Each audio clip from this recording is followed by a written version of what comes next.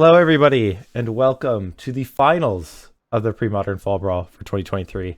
I'm Michael Hoyp. I'm joined by Tom Metelsky. How's it going, Tom? It's going good. It's Looking good. forward to this. I was like, does this hurt a little? You finished ninth, so you just on breakers, you finished outside the top 8. So does it sting a little to do commentary on the finals? How you gonna bring that up, man? You were thinking it. You were thinking it. I just had to let everyone know. I'm trying to let everyone know that you got a great finish in ninth place. Yeah, So yeah. Ninth on breakers with probably my favorite deck, but it happens. okay. It's all good. I actually think the same time that happened, I bubbled in a legacy challenge or something on ninth, and I was like, "What the hell is going on right now?" But it is what it is. Okay. So we have a matchup that we actually saw earlier today.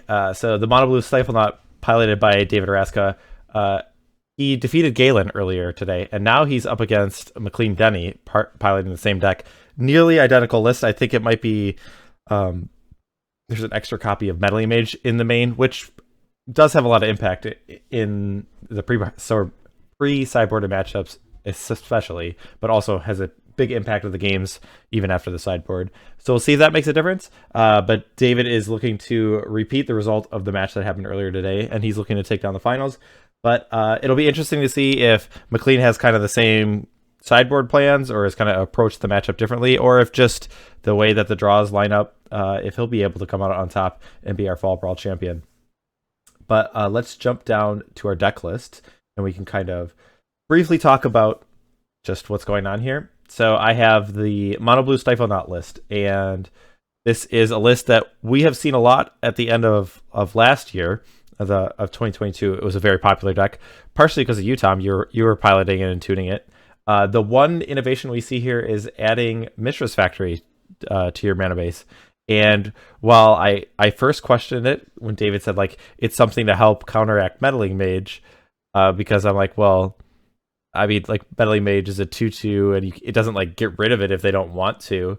But the times we've seen it, just the idea of having a land that prevents the Meddling Mage that shuts off your Dreadnought plan, prevents it from attacking, it gives you so much time, so much more time to dig for answers and set up a play and allow you to do something different, that I think I'm a believer now at this point. At first I was a doubter, and now I think I'd be willing to try out the Mono Blue list with these Mistress Factory. It has really impressed me, the camera matches I've seen David play. So Tom, when you saw this list, what were your thoughts, and how do you think this goes into the matchup? It's good to see Mono Blue back. It really is. I think Mono Blue is the best at doing its thing, which is just, Dreadnought with Stifle, Vision Charm. But when you delve into, splashing for white or black, you get some extra reach. But the factory is interesting. I think I've seen it before, like a few years ago, when it was like between Factory and Wasteland. Okay. I don't know, like, I haven't been able to catch much of these matches that David's been playing, but props to him for making it into the top 8.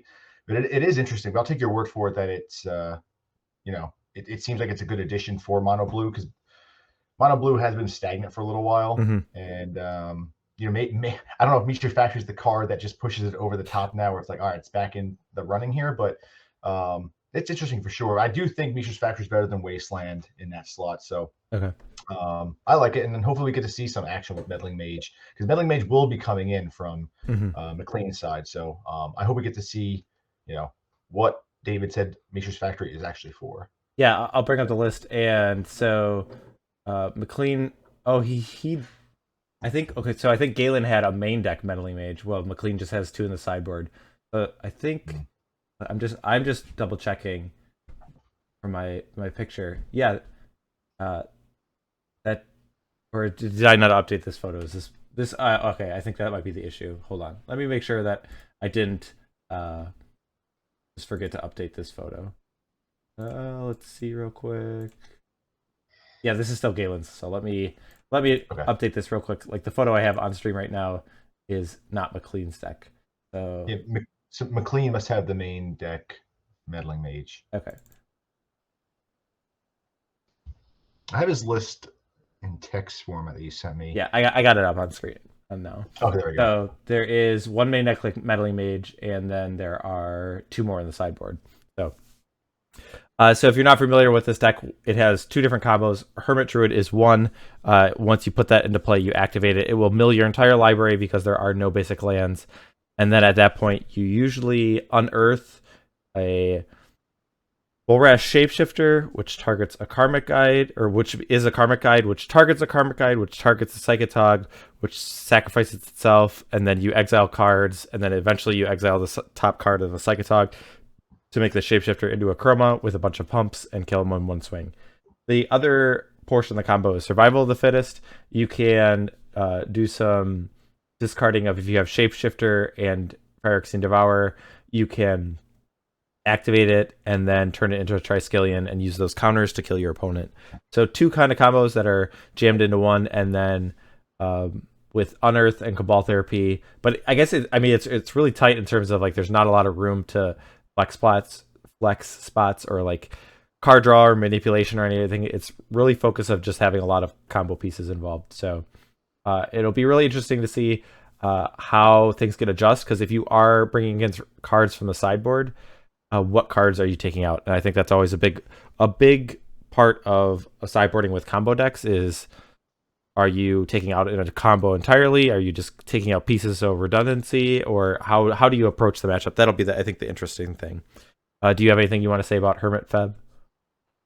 No, just shout out and props to Mike Harris when he won the 1.5K in New York City. I was there. He kind of really, everyone knows he's been playing it, but since then it's definitely increased in numbers, and rightfully so. The deck is really, really good. It's hard to pilot. A mistake can cost you, but yeah, I'm looking forward to sideboarding too, because I think if I'm just looking at this, I would probably trim. You can do like the one Unearth, probably a one bird in certain matchups. Like you're some random one ofs, but I'm just taking a wild guess. But yeah, it'll be interesting to see it sideboard. Yeah, I will say I think McLean has been playing this deck for a while, and I know he's had some good finishes with it in the monthlies and whatnot. So something he's pretty familiar with. Not to say that he'll necessarily. I'm not trying to diss McLean, but like this deck is very hard to play like perfectly. So that might not be the case. But even then, like it's super powerful and has a ton of options. So it'll be a treat to see in action. But I'm ready to jump down the match. Does that sound good, Tom? Yeah, let's do it. All right, let our players know, and we'll get things started. So we have David on the left with the Mono Blue Stiflenought, and then McLean on the right with Hermit FEB. So David is our higher seed. He will be on the play for our first game. We are doing a best of 5. So our first 2 games will be without the sideboard, and then our games 3 up through 5 will have access to the sideboards. All right, I think I can throw up a poll real quick if our chat wants to participate and make a prediction of who they think are going to win the match. And you can bet your channel points. So,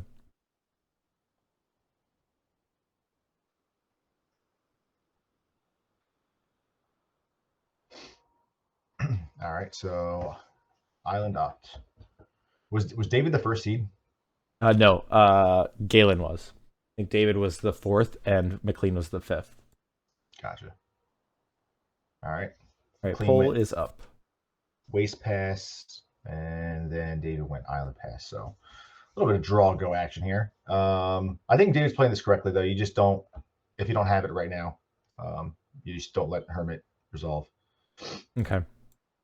Yeah, the mono blue. All the Stiflenought lists do have a lot of permission. So Daze, foil, counterspell. You do have a good amount of agency in terms of what your opponent resolves. Absolutely. I think like I wonder if it was like survival, like Hermit definitely is the number 1 counter, right? It is the fastest kill in terms of like just once you get it in, you technically don't need anything else other than lands, because you could just activate it and use Corrosive Reclamation to flash it back. Gotcha. But I like the hard cast Daze. There's no reason to. Yeah, I guess I was gonna say at first I was just gonna be like, well, why did it take so long for David to kind of play that Daze? Because it seems like really easy to just use a Daze when you can, but the ability to cast a counterspell or an interaction piece for free is something that has a lot of value. So it's possible that David, like there is a spot I could see in some spots that you would want to use your mana and like use a counterspell instead of a Daze in that spot. All right, well, after McLean passes his turn, David's going to Gush. Well, he's going to float mana, Gush, and then cast Dreadnought and Stifle the trigger. So then play a land. So very good shape for David here as he resolves his Dreadnought on turn 3. Yep, the shields are slightly down for David, but I think now the pressure's all on McLean. He has to do something, and the Daze play is interesting because it's a little telling that David probably had Gush or something to not bounce the island, because you do. I mean, for the most part, Dreadnought wants an island in hand at all times. So yeah, I would at least thought from McLean's side, like, okay, he's hard casting the Daze. He's probably got a Gush in hand.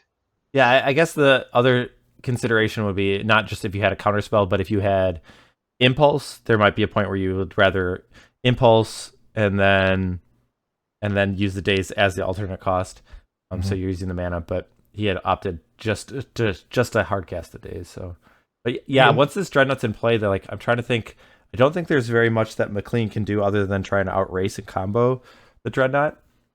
So not a great shape for the pre-boarded games for McLean. Yeah, I'm looking right now. There's nothing he can do. So you got 2 turns. Yeah, I mean, like the Hermit Druid. I mean, like if you were to resolve a Hermit Druid, in theory, that could race it. Yeah, and he's got extra copies, right? He's got Unearth and stuff. All right, survival. I don't even know if I would counter this, honestly. So the worst that could be done, there are definitely situations involving like Palinchron and Volrath Shapeshifter and the combo. Like, yeah, but do you let survival go and then you just counter Volrath, Unearth?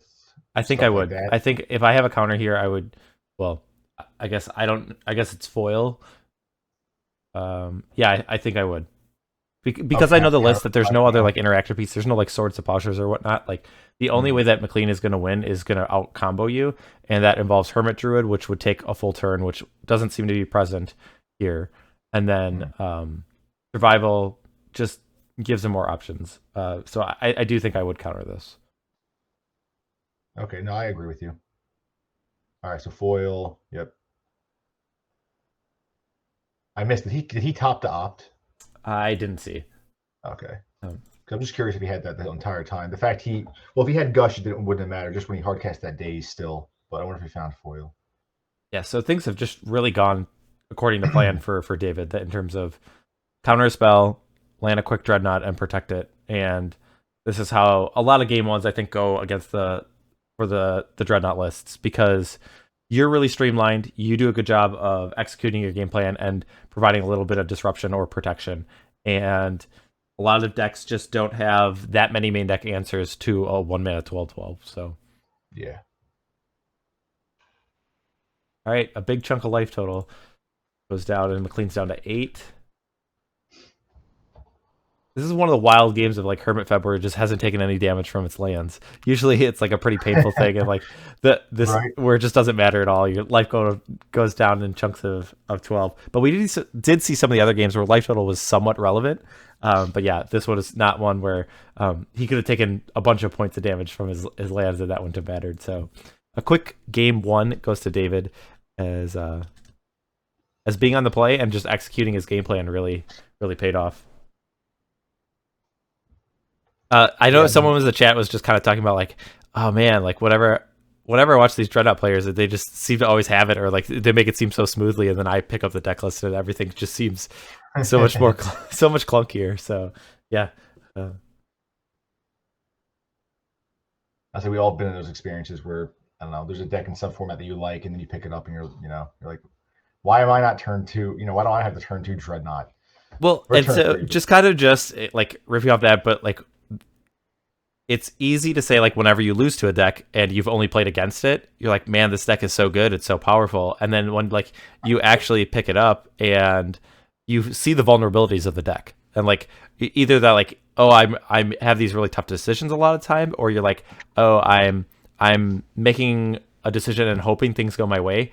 I try to think. I think people had said that to Parfait some of the time, that they felt like, oh, when they play against it, they always felt like Parfait had it, and then when they played with it, it was a lot closer to kind of like fizzling out or kind of on its back foot a lot more of the time than maybe it thought of. And it is really interesting, I think, to play decks that you like. Even if you're like, I'm not going to pilot this deck, it gives you a lot of value playing it because you get to see things from their perspective, and you get a lot of insight in terms of how the matchup plays when you get to play it from a different side. So I think there is a lot of value in terms of playing decks that even if you don't intend to play them, like they're not your style of deck or whatnot, I think you will get better playing against them if you play some matches with them. That makes a lot of sense. I'm looking at David's list. I don't know. I played even when I was playing mono blue a lot. I just feel like, you need some number of 4 spikes, don't you? Just to get somebody like. They're usually like that 1/4 spiker disrupt. That was, I do remember like when mono blue was popular, and that was like there were like 3 cards that changed between the lists. There was like, right. Oh, this person's playing a Misdirection. This person's playing a Reality Ripple. This person's got Force Spike. This person's got Disrupt. And those are like the little things that we would talk about because those were really the only differences. But yeah, I do. Yeah, I mean, like, I don't know. I feel like a lot of times people have been a little bit more patient with the Dreadnought, especially the post-board games, that I feel like Force Spike loses a lot of value in those matchups. Yeah. So like, I would almost like to see in the sideboard games that David has a brain freeze in his deck list. Just because if you do get to the point where like players exchange resources and the games go long, he has so much power to like churn through his deck that just having one copy of a card just can give him a whole new dimension of gameplay.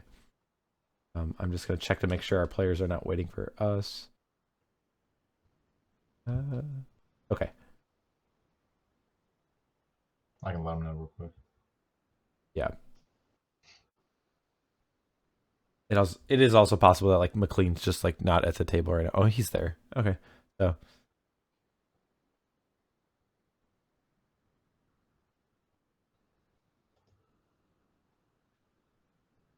Chad is talking about the merits between Opt and Peak in the Stiflenought lists. Have you played with Opt at all? Or a Peak at all, sorry. I did. I was playing GAT maybe a year, or was that 2 years ago? I was playing it for a few monthlies. I like Peak with Meddling Mage, but probably not more than one. Okay. Op's just a better card. I guess the thing is, a lot of times I find myself in like these kind of lists of you would peek at your opponent's hand. They don't have Swords to Plowshares, and then you'd still name like Swords to Plowshares with the Meddling Mage. Right. So it's kind of like, all right, well, like I mean, like sometimes it's nice to know their hand, but it's kind of like, do you really need it? Like then just play Opt and have a card that does a little bit better at what it does. That was, in my very limited experience, that was kind of what I ran into. So that's exactly what it felt like. Yeah. So it's not necessary, but. It looks like McLean is mulliganing once, and so I believe that means that David is keeping his 7.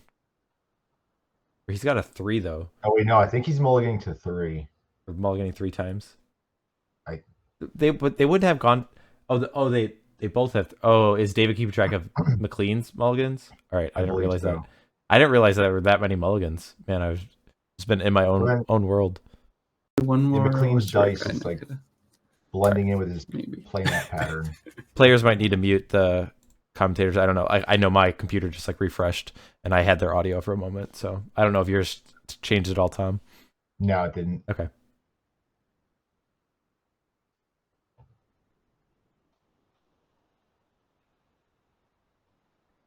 Gerard says, I was casting Peek into Shadow Rift. I actually was, I think. Yeah, when I was on the Tireless Tribe plan. I've been working on that list again, just because I think the deck is sick. Has some potential. It does. I mean, you lose the Mog Fanatic, but you know. I will say, I mean, I do feel like Mog Fanatic is, at least relative to the time that you were playing it at, it's on the decline. It's a lot less popular though than it was then. So. Oh yeah, absolutely. So let's see, McLean mulled to 4. All right, so that's tough. It is, but he's at least he's got City of Brass. Yeah, he Is that like a bonus? Like Yeah, I mean, it would be awkward if he opened up with like what he's got two like a gemstone mine kind of thing, or reflective. Okay, okay. I just like I don't know how that's the consolation. Like it doesn't give him any more cards or anything. It's like, well, at least he's got a land to play or something. Yeah, you gotta look at the positive side. Yeah. At least I have a City of Breath. Okay. All right. Well, this is good. If he doesn't have a counterspell, which is highly unlikely. Oh, it resolves. All right. I mean, like that's something like McLean's got to be like, all right, well, maybe I might be able to steal this game. Well, the one thing you definitely I wouldn't board out Daze at all on the draw in this matchup because all of Hermit is trying to be early. Like Daze is like online all the time, for the most part, first early turns here. So, but I just realized he's playing 3 days. Okay. Yeah. Because like just from this board state, if Unearth is in a card that is in McLean's hand, he's threatening to win on the very next turn. I mean, that would require that David has no permission, which is unlikely, but it's a potential.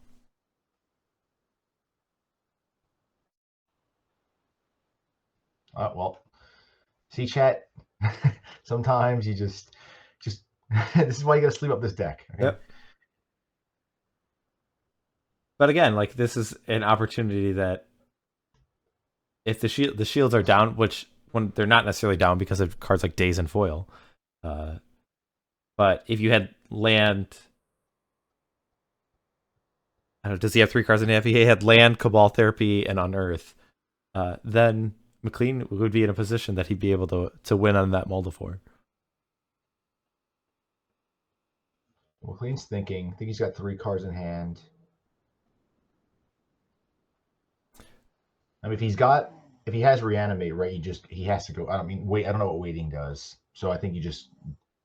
I mean, that's if he has like the piece he needs. Yeah, I get like one thing that if you had a card like Cabal Therapy, you could name Foil, but then you play like if he has land, Cabal Therapy, Unearth, like you could either think about, do I play Cabal Therapy to take Foil out of your hand, or do I just try and do everything with a mana up to play around Daze? And he could be evaluating what that is. I mean, otherwise, if you're like passing the turn, what you would be thinking about, because this is a real tough spot, because as soon as David untaps mana, then you're looking at those counterspells along with the actual card counterspell. So things don't necessarily get easier. No, McLean's he's in the tank, so I can't imagine he's doing this without. Is it waiting? He's got. I'm assuming he's got a Reanimate in hand. Do you do it now, or he doesn't, and he's just gonna? He's thinking, when do I do this, and then go for the Corrosive Reclamation play. I would say if he has another land, he could be thinking about going land, activate Hermit Druid, flashback Corrosion Reclamation right now. The problem is you would lose to Foil and Daze there. And right, yeah. The benefit of it is that you don't need to draw a 4th land to combo out the next turn. Would you put, if you're McLean, do you put him off Daze since he didn't Daze the Hermit Druid? Well, part of the thing is it's just like the Dreadnought's already in play, so it's like like if it's in terms of like, am I going to try and pass the turn and draw land and play around Daze that way? You don't have the luxury of time, so I don't know if you can even like play around Daze for the most part. Well, he's going for it. This is it. All right, so he's activating the Hermit Druid. I think we talked about this before, Mike. It was me and you. I think it was during PSS. Well, do you know like the reasoning behind Hermit Druid? Like was there something in that set? Like, was there some? There was a light. I think. Well, I don't know if it was Stronghold or if it was more Weatherlight, but there was some amount of graveyard synergies. Okay. I think that was more Weatherlight though. I do remember reading like a quick blurb about it in terms of like the development, or maybe it was on like Mark Rosewater's podcast. But they saw the card being used in a much more fair sense I mean, obviously earlier in the days, like you wouldn't be able to have a functional deck, I think, with all non-basic lands. Like Right. are just very unlikely. I guess maybe you could, but excluding the dual lands kind of thing. But like when it was like a standard card. Mm-hmm. All right, so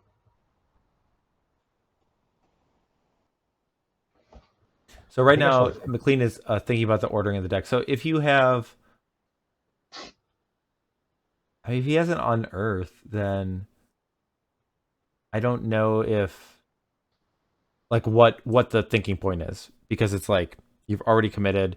You're not playing around Daze. There's no way to play around Daze. Maybe by passing the turn, maybe no, because then that involves corrosion reclamation. So resolving.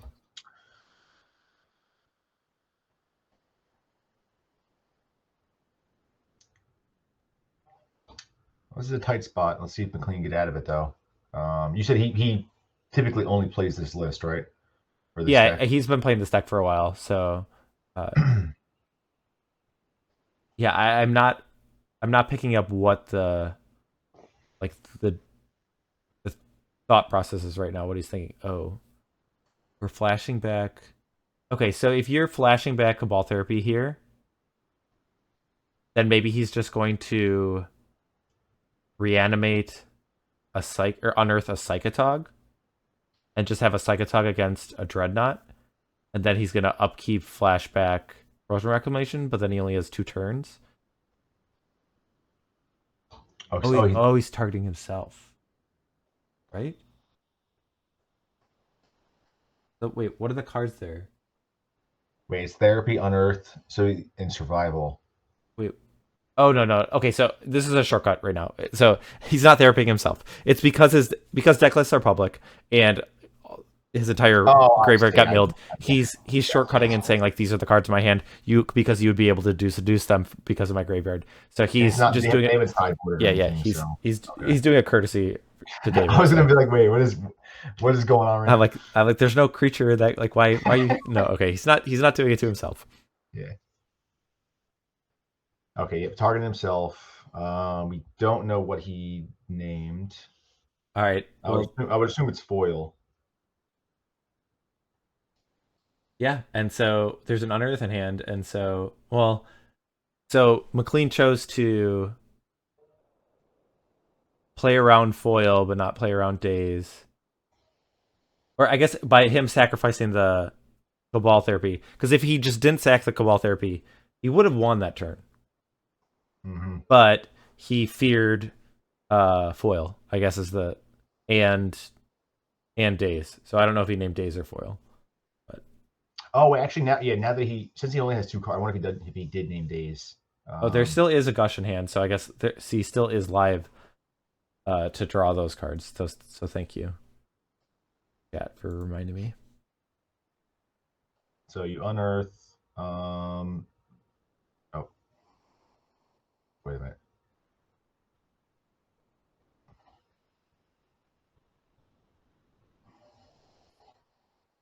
Oh, so is he therapy, vision charm, then upkeep he will Prosen Wreck, put a land. Okay, so he used the other Cabal Therapy. Yeah. All right, so take the 12. Doesn't matter.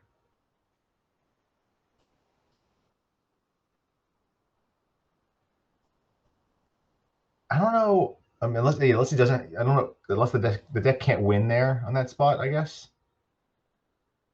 Yeah, because the problem is there's just too many things you have to deal with. Because if he were to unearth and have a Psychatog, that would, in theory, be able to block the Dreadnought and be able to attack for the win. But then he doesn't have anything in his graveyard, and because he knows that there's a Vision Charm, him resolving a Corrosion Reclamation doesn't do him any good, because then David could just mill him out.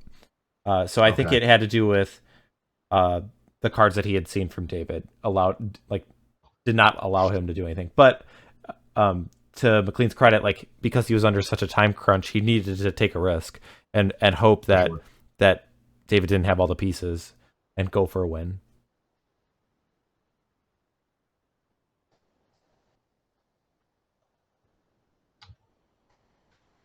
I think David passed. Yep.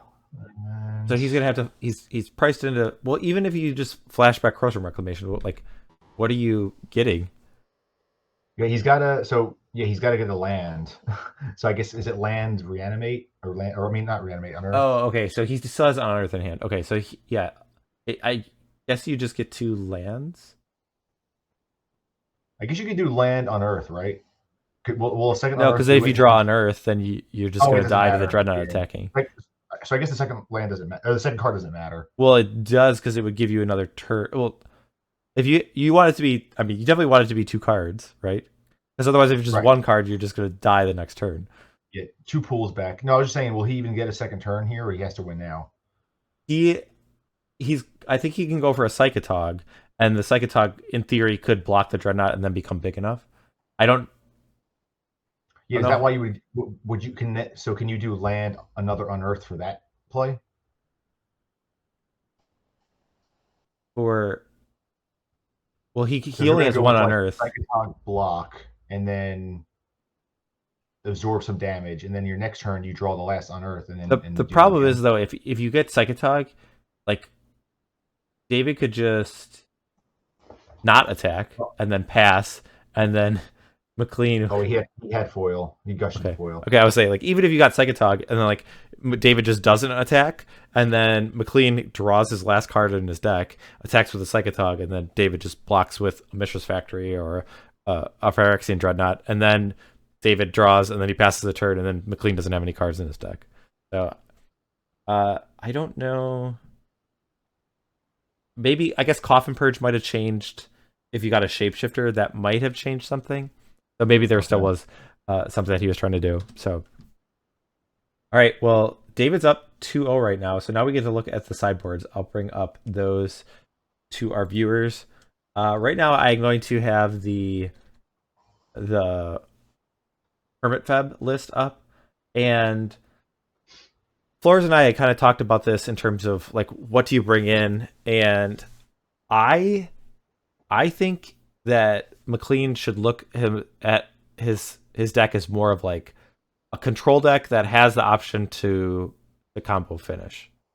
And so I think he should be bringing in Swords of Plowshares, Naturalize, Utabia Orangutan, Oromancer, 2 Meddling Mage, maybe even a second Squee. And then you're taking out either 3 to 4 of the Hermit Druids and Palinchron. I don't know if you want a Chroma. I do think there's a lot of value of having all the Unearths in. You take out the Elvish Spear Guides, I think, as well. I think I think Unearth is really good because if you have a card like Utabia Orangutan and it gets countered, well, then you still have 4 copies of Unearth in your deck, and like each Unearth you draw is an additional copy of that. And I mean, it still works well with Shapeshifter and whatnot.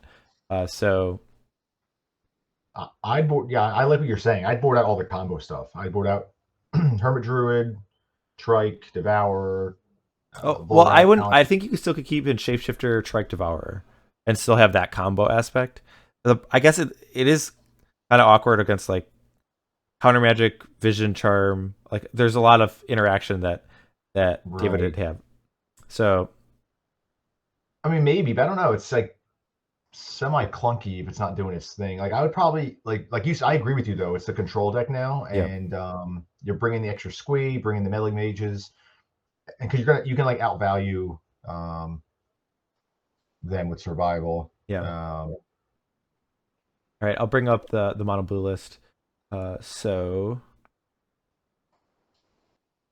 the sideboard is 2 blue elemental blasts, 2 hydroblasts. I think is it 2 copies of Brain Freeze, or is that a different card? Yeah, it's 2. 2 Brain Freeze, 2 Powder Keg, 2 Flash of Insight, 3 Annul, 2 Misdirection. So before we had seen David bringing in Annul, and I mean I will agree that Survival's super powerful, but it just seems like a really narrow card that like. So I don't know if I was as high on the Annuls.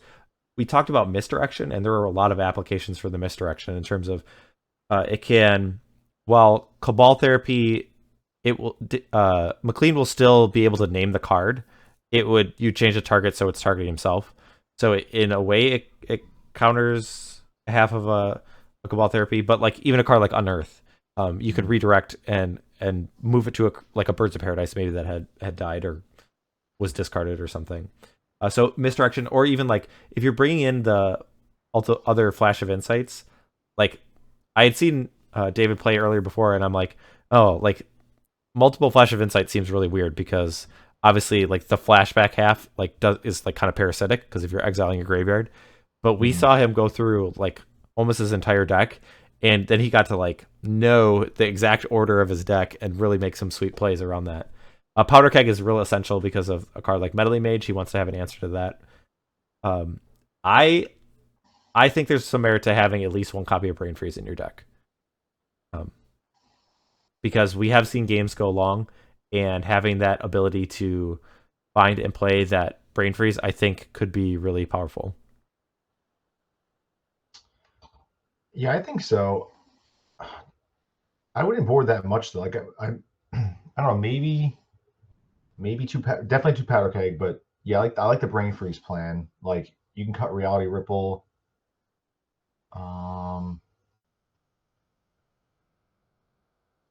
Yeah, I don't know. I mean, I don't think he has to board too much, honestly. Okay. All right, let's jump back down. It looks like our players are ball getting. Yeah, it looks like David kept and McLean is still shuffling because I don't see any dice this time. Okay.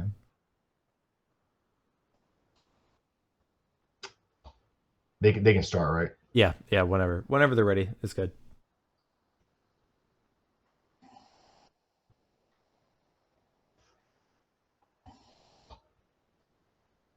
Is Feb or like the Hermit Feb deck? Is that something you're interested in playing, or does it not fit your style as much? Oh no, it's cool. It plays a lot of like I don't know, sweet cards that don't see play anywhere else really. Okay. But I really like the one that Artie's been playing, the Cephalid Breakfast one. All right. That one I think is. Well, there was one in one of the European tournaments that was just like blue white. Is that the list you're talking about? Or are you talking about a more traditional? Yeah, this one's like just like Nomad and Core with Cephalid Illusionist, and then you mill for Sutured Ghoul. Okay. Yeah, I think that one like is pretty good actually. And it's less it's less hoops to jump through compared to Hermit FEB. But out of these decks, like Fran, Lanny, we've kind of been talking about it. Like Mike, the like Angry Hermit, Angry Ghoul one, I think that one's the most consistent. Okay. Because the angle of Dreadnought too. You like that? I think Flint. I mean, like, and David Kaplan I know is playing that one, and there's some names from, I don't know if it was Spain or if it was Italy, or I know someone plays that deck a lot, but it's just the Hermit Druid, and then also has the Dreadnought and Stifles and Vision Charms, or some combination of those. Sure. Okay. All three of them are so good. They're all top decks, and it's cool that there's a different variety of what you can be doing, kind of with like it's kind of like the same exact game plan what they're doing, but Hermit FEB just is definitely more intricate.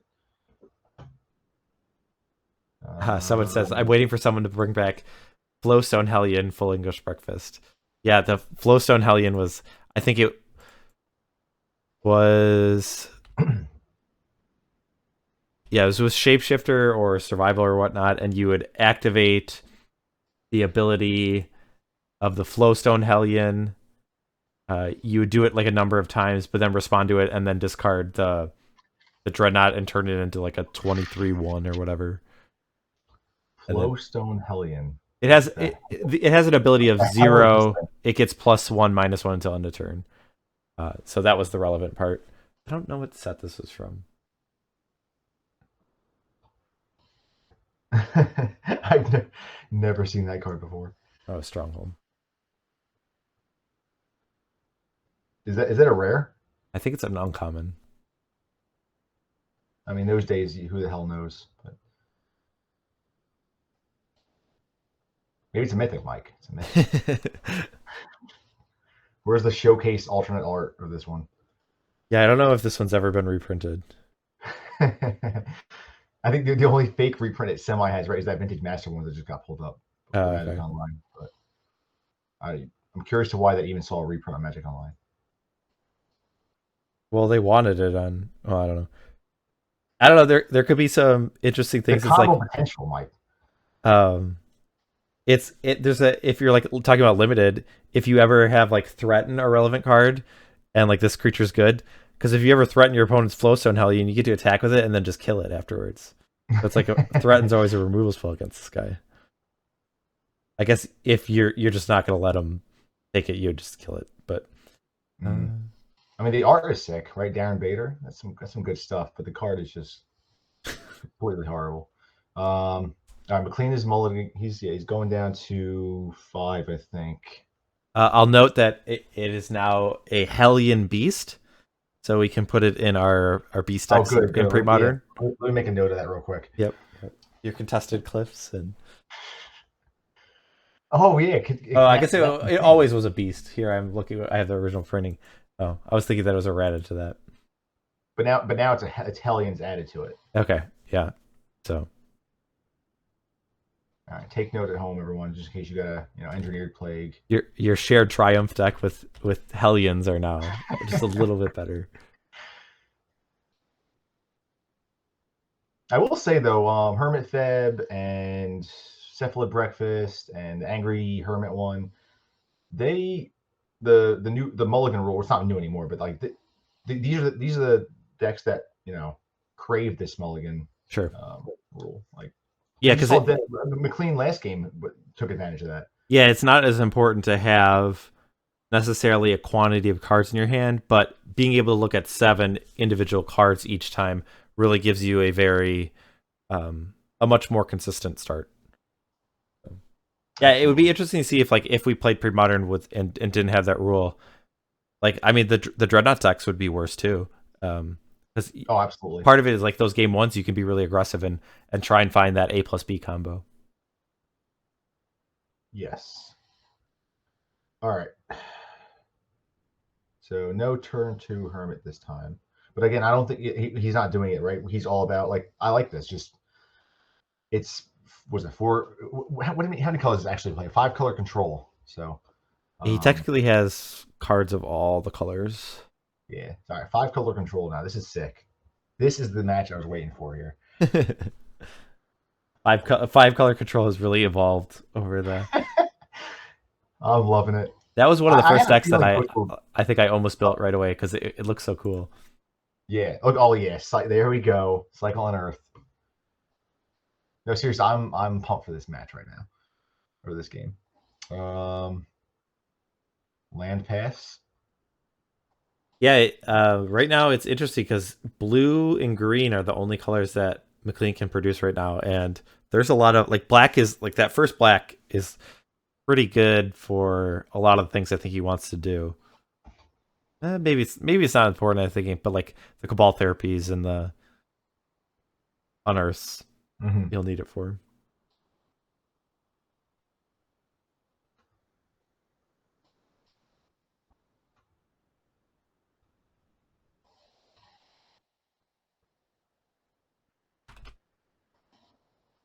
Cycle name. And he finds it. So now Reflecting Pool is just doing its thing.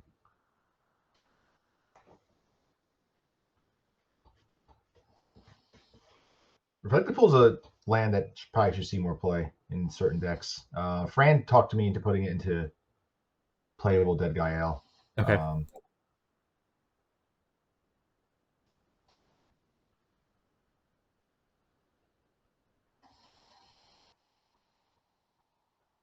Mesmeric Fiend. Okay, counters it. So McLean, I think he's got 3 cards in hand.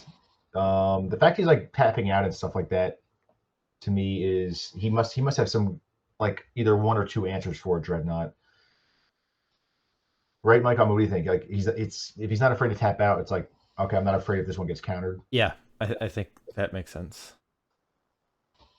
He may have another Fiend here. I think Meddling Mage. There we go. So bait the Counterspell with Fiend.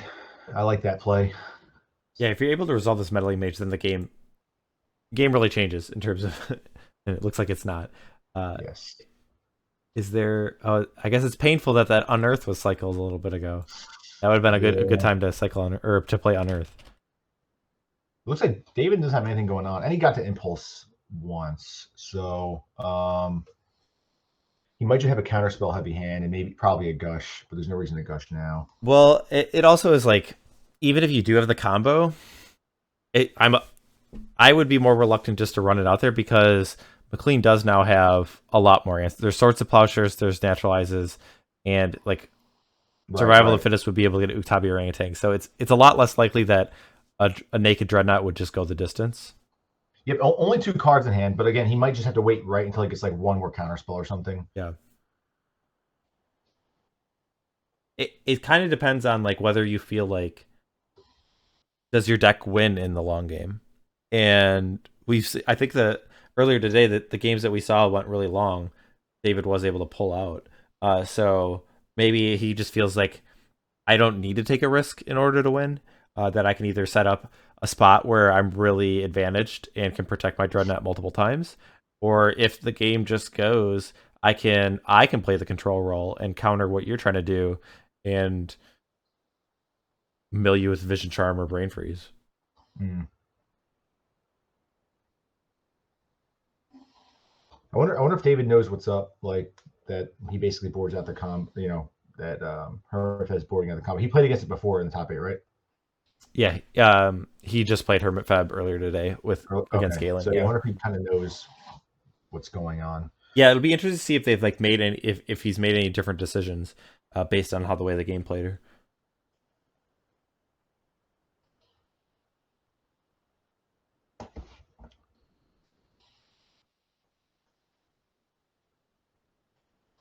So, can you see the stream? Can you see the little graphic of McLean?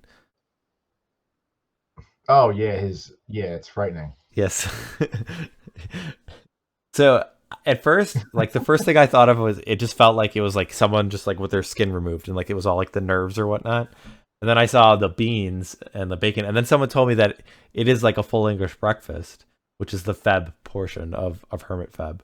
And so I'm like, all right, I like it a lot more, but I still hate it. So yeah, it makes me a little uncomfortable. Just be the heebie-jeebies. Look over my shoulder real quick. But yeah, I mean, props to McLean for putting some thought into that, because I would have never even guessed or saw a correlation with that. Well, I did. Someone else said it. It wasn't me. So okay, I didn't put that together. I mean, I thought it was like a poor man's Homer Simpson mask or something. But I want to know if McLean had this already, or if this was something that he purchased for this photo. Yes. Okay. So let's get into that real quick. And then we'll talk about the game again. So yeah, did he order it for that, or did he have it, and why did he have it? Yeah. Like, what's going on? There's got to be some backstory. We can ask him after, but yeah, not much going on. McLean's got 3 cards in hand, and then David is shuffling his Portent. Oh, Portent's seeing a little bit of legacy play now to get around like Bowmasters and stuff. Oh yeah, I always think it's so cool, like when like inferior cards just become played because of like certain other cards. Something like Bowmasters. I mean, I would just rather wish that like Bowmasters didn't exist. I mean, like I think that's just like a miserable card, but anything that like punishes the draws, I do not think have played out very well in my mind. Like the Hull Breachers or Narsets or the. But we won't go too far, and I know a lot of people aren't as familiar with that era of the card pool. So yeah.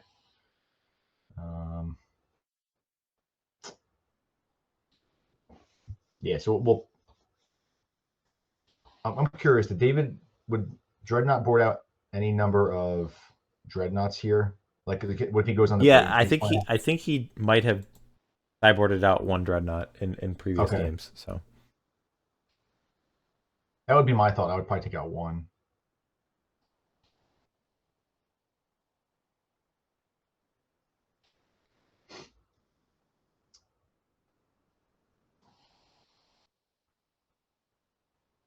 yeah, so both players are having like a decent amount of mana to work with, and I think that advantages David more. I mean, like, well, there are certain situations where McLean could utilize mana in terms of survival of the fittest. I think David, just with so much card draw, I think does a better job of utilizing his mana on average.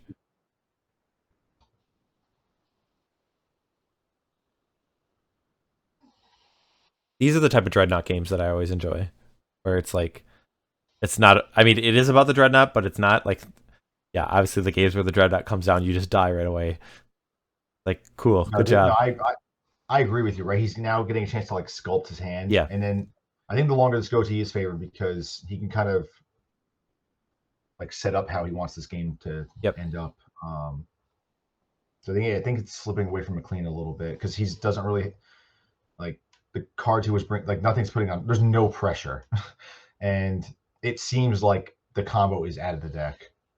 Yeah, and so and kind of how the games have played in previous iterations, like we've seen Meddling Mage come down against David, and typically in the mono blue, like that Meddling Mage just starts attacking like 6 or 7 times, and then David's at a really low life total. But the times that that's happened, like a Mishra's Factory's come down, and then you're just kind of at a staring match. It's like, yeah, I can't cast my Dreadnought, but you also can't attack with your Meddling Mage, and now we're just gonna go, and eventually, like, I'm gonna find a Powder Keg or something. Well, David discarded a Gush. How can you do that? You never get rid of that card. Is that a crime? That's just... It is. It might be the most broken card in the entire format, honestly. His hand must be real good then. that's yeah. If I was McLean, I'd be like, all right, if he's discarding Gush, I'm in big trouble. Yep. Start thinking about your Cabal therapies now. Like, what is in his hand? Well, the fact we haven't seen one yet, like, I'm curious how he boarded.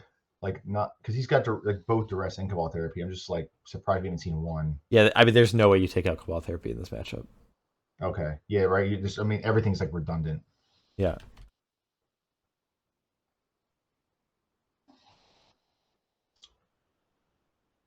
Oh, Mike, when you're playing, let's say it's rock versus rock, right? So I don't know if you know, like the whole when it was like in modern, 10 years ago, modern Jund era, they would take out the discard spells. Yeah, do you do that in pre-modern? Like you take out duress in the mid-range mirrors? I only play like 2 duress, but yeah, I'll take out duress, but I usually leave in Cabal therapy, I think, a lot of the time. 100%. Yeah. So you're doing the right thing. Yeah, because I was having a discussion with somebody on Magic Online. They didn't think it was correct, but I was like, they actually beat me. But I guess I'll say also, like, my sideboard is not set up well for the mirror, so I don't really have much of anything to bring at all. So okay, that matters also. So, but it is probably your worst card when you have like a rock versus rock. Yeah. The interesting thing specifically about like pre-modern rock is like Recurring Nightmare is sometimes a really important card, and like discard is relevant there because there's like this tension between Pernicious Deed and discard spells. So it has a lot more value than I think of like kind of the context that you talked about, like with that modern rock mirror. So yeah, no, that makes sense too. Like more high impact cards and yeah, it's just interesting how like concepts like just can't always be extended against like obviously decks that are very similar in concept just because of like the presence of one card. So yes. And I feel like a lot of pre-modern matchups actually happen. Like a dynamic is totally different. Like we talked about like the Mishra's Factory, and a game plays out like really differently because you just have Mishra's Factory in your deck and there's the presence of it, and it completely can change the texture of a game because of it. And I think is really interesting and promotes like innovation and people to try new things. So no, I mean I like just watching Mono Blue again here. It's nice to see it like back in action again. I don't think it's like the deck was never dead. It's just loses some points compared to blue white. I think mono blue is better than blue black, but mono blue is just like right now, like he's just controlling the board, doing his thing. I think there are certain matchups though where it's funny you say that, and I kind of wanted to revisit the blue black archetype. And oh, did you? Well, the one thing I feel like the black cards, it has a little bit better does a little bit better job doing of, you don't have to necessarily rely completely on resolving like a Dreadnought. I know like Meddling Mage is a card, but like I'm like a card like Psychatog or Zombie Infestation, I think are like could be really powerful in that archetype as a way of like, hey, you're trying to kill a Dreadnought, well, like surprise, you have to deal with this. So that's pretty sick. Like boarding into a Zombie Infestation game plan. Yeah. I mean, even if you just have like two, like usually like the sideboard games of Dreadnoughts tend to go pretty long, so you could find them. And plus, if you have Limdol's Vault, then find it when it's good and just whatever if it's not. So the interesting thing, like since this game's progressed, is McLean has really not had very many test spells. I mean, there was a Meddling Mage a while ago, and then we saw a Hermit Druid. But since then, like I think he's pretty much just been playing lands. And we see the Mistress Factory that David had. It's getting into attack. So there's the swords. All right, so now we're protecting this. So Vision Charm will protect the Mistress Factory by phasing it out. Interesting.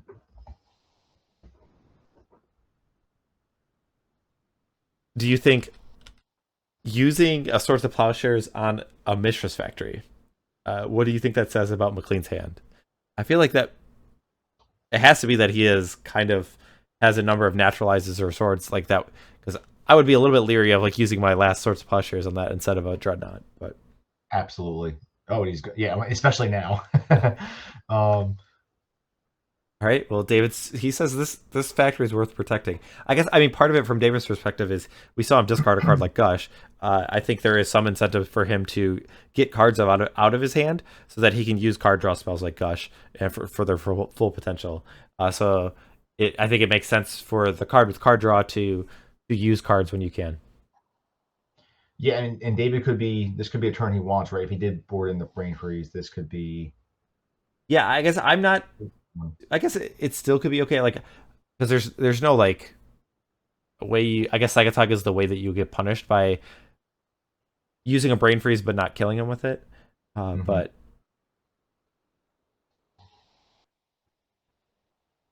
all right, so Naturalize was also used. So 3 removal spells on that Mistress Factory. It finally goes down. Yeah, I don't sense a Brain Freeze. Okay, yep, and then.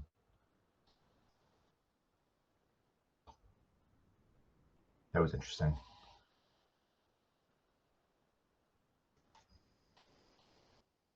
I just don't know how McLean's gonna get out of it now. And there is one Hermit Druid like we saw that got cast and countered, but so I wonder, like, I'd be curious to see once they talk about post boarding, how many numbers he kept in and what he did keep in. Yeah, I was to say, like, if we see more Hermit Druids, then I think it was definitely something that McLean has deviated from what Galen did, because I think Galen went down to 1 Hermit Druid. 1. All right, second Meddling Mage is going to be cast.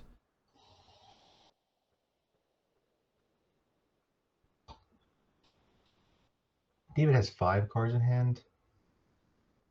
Yeah, I mean, it could be 6, right? If he had 8 during his turn and used 2, but you might be right. Yeah, now he's got. Now he's got 100. Yeah. After casting Gush, you have 1,000,000 cards in hand. Oh, it's such a great feeling. All right, so Counterspell will be used on the Meddling Mage. McLean, it looks like he's trying to take note, I guess, of the spells that David's used. Yeah, this is the finals, man. All right. How many counterspells are in that graveyard? I start writing them down. Well, I would say, like, I've seen David and he's had his. We joked about the half legal pad. that looks like that. I doubted that was ripped in half, but maybe it was. But I've seen David take a lot of notes, and there's at one point I know he was noting stuff of his opponent, but then also he was noting the order of certain cards that he put on the bottom with Flash of Insight. So I do appreciate just like the note taking of give you that extra information when you need it. Absolutely. I see a dog. Oh, that dog hasn't made an appearance before. Hey, what's up? Yeah, is the paper torn in half, or is his playmat in rough shape? I think it's torn in half. Okay, I hope so. The playmat like accidentally was put through a shredder or something. Well, I know I don't know if it was Lanny or Flores or whatever, but like they said it was ripped in half. I'm like, I don't think I'd be able to rip a legal pad in half. That seems like The most difficult challenge. All right, so McLean is going to be casting a Volrath Shapeshifter, which conveniently the top card of his graveyard is a Meddling Mage. So we talked about like Unearth being extra copies of Meddling Mages or Uktabi Orangutans, but here Volrath Shapeshifter is doing that job. And it was met with E-foil, pitch 2 islands. okay.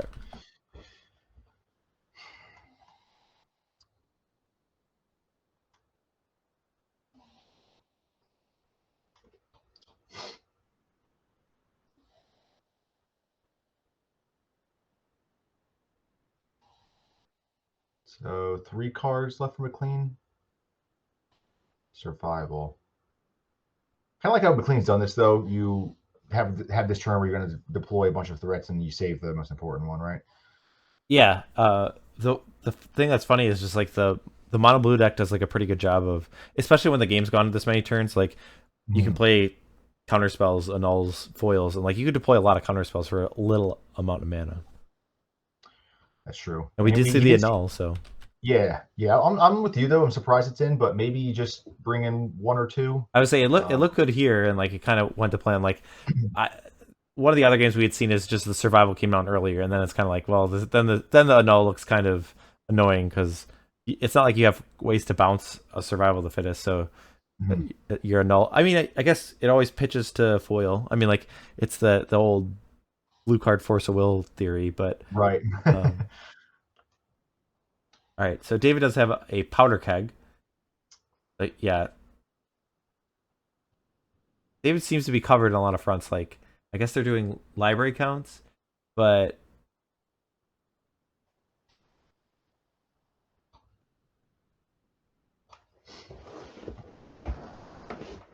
yeah, it'll be interesting to see, like, because McLean really just hasn't put much of an offense up at all. No, and I feel like if he had pressure here, things would be a little different because I think David's still at 20. Yeah, that's right. Oh, McLean is at 15. I guess I missed some pain land activations.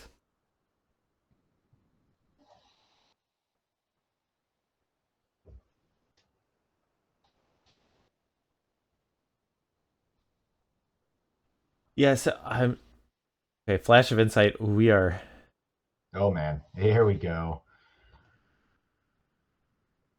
Okay, so was that just casting? Oh wait for 1. I think. Wait, it was a flashback for 1, or he was casting 1. It just looked like he exiled it, but yeah.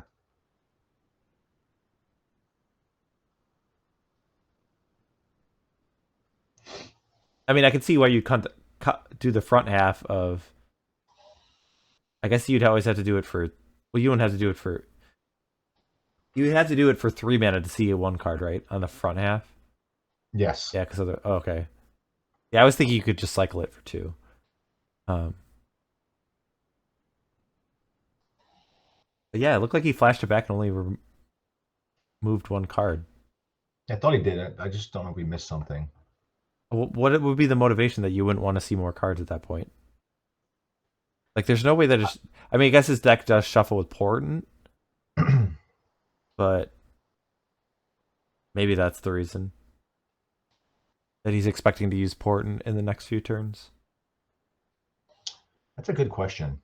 He keeps counting his deck. I don't know what this means. I don't know. Maybe he doesn't have Brain Freeze. I don't know. Well, part of the reason is like if he has, because he does have multiple copies of a Flash of Insight in his 75. He might be getting the point of like when he's able to just Flash of Insight and rearrange his deck. Like if you get to look through your entire deck, it's not shuffle those cards. It's put them on the bottom in any order. If you look through your entire deck, then even if you don't look through your entire deck, you still get to the point where you're organizing a lot of cards. And you can put all the bad cards at the bottom and then just have a very streamlined game plan. Oh wait, now he's going for a Flash of Insight, I think. This is so cool. Okay, leave that one in there. It's like something like 15. I don't know. Yeah. Oh, that's the one he saves. Okay, got it. So I'm just curious what like is the one card he would be looking for in this spot. It could be just that he's at a spot where like he doesn't have a lot going on in his hand, and he needs these turns to be pretty productive in terms of, because if McLean presents like a threat and he doesn't have enough counter spells or isn't presenting pressure, then McLean might be able to win. So this could be like a spot where he's kind of refueling and rebuilding, and it's not just something where he's like looking for one card.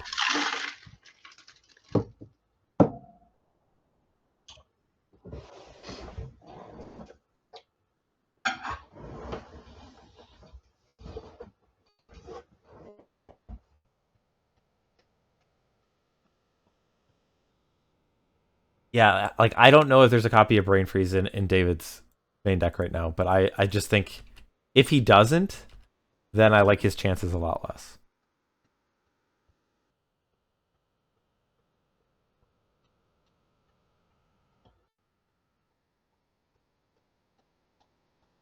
I thought we'd see like when the game started. I thought we'd be definitely seeing a lot more. I'll cast a Dreadnought, some removal and counters. I didn't really expect it to go like this. Well, so this game, have we seen David present a Dreadnought at all? No. Which that could be interesting because like that if he changed his plan from earlier today and boarded out all the Dreadnoughts, I mean that would make a little bit more sense of why you use the Visual Charm so like quickly to protect a Mishra's Factory, because you know that there's not Dreadnoughts to protect. I don't know if I'm just looking into it way too much, but it could be a No, possibility. you might be onto something. Or he, I don't know, maybe he boarded out 2. Yeah. I don't know.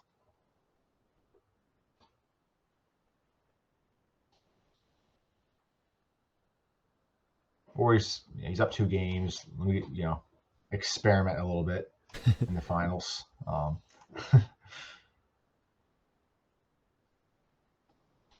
But Keg's nice now because you can just let it sit at 2, and then force McLean to use a naturalize one he used already, but or the Uktabi orangutan. Yeah. I don't even know if anything's going to resolve honestly anymore. But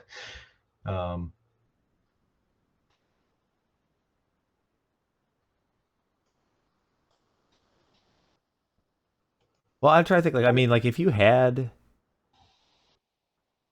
Brain Freeze in your deck, you'd definitely be able to like go for this mini combo turn with Gushes and Portents or whatever, and build up a Storm Count and a couple of Vision Charms, and you'd be able to do it for 21 cards pretty easily, I would think.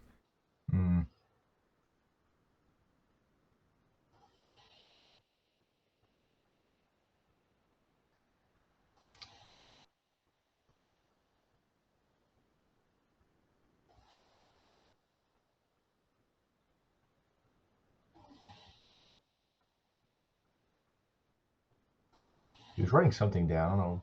That was. Oh, maybe starting at the Storm Count.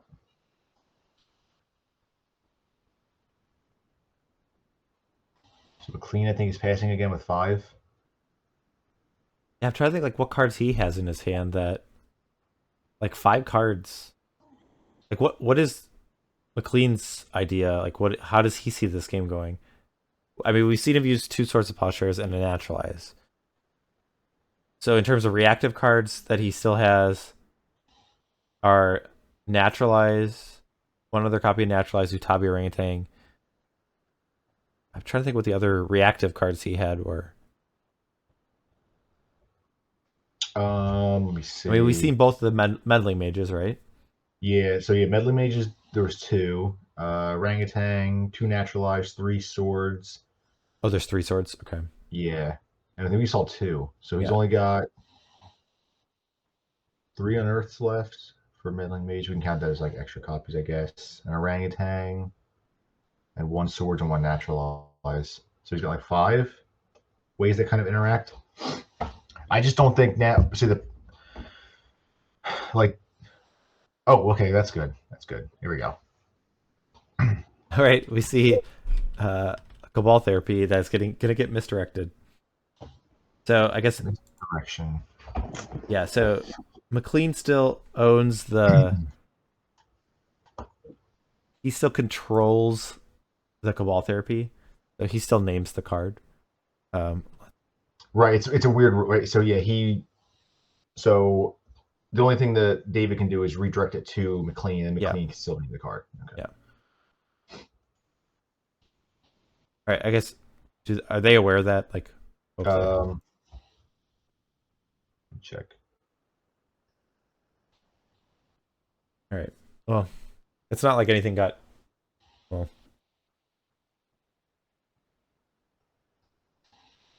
So we do see McLean's hand of being Triskelion, Phyrexian Devourer, Survival of the Fittest, and Meddling Mage.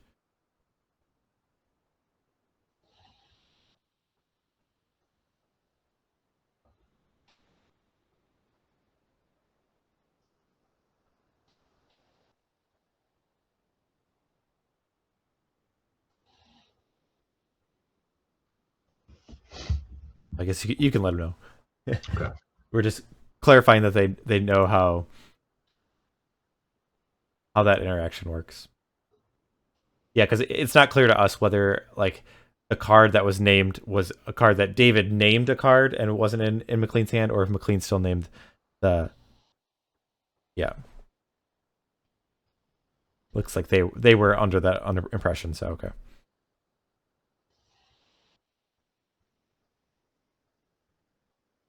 All right. So now the question is, what card did McLean name? This is like the perfect opportunity. Like you just get to have some fun. You get to name anything you want. That is hilarious. I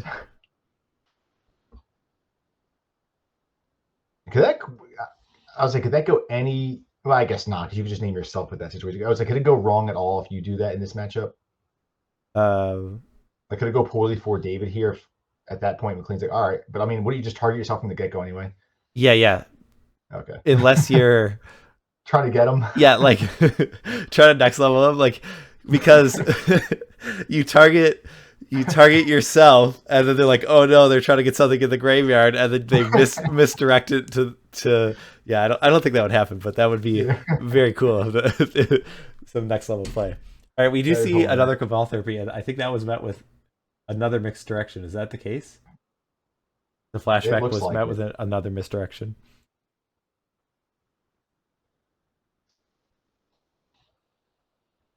Too bad misdirection.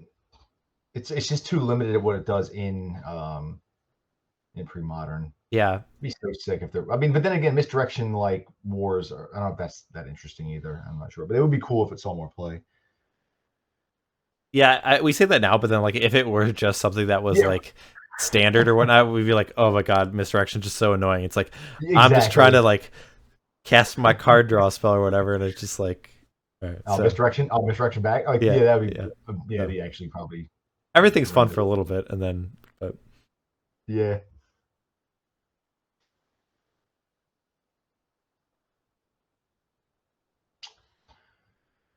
But definitely cool to see the same play twice. All right, so he sacked the bird for the Cabal Therapy that was actually doing nothing.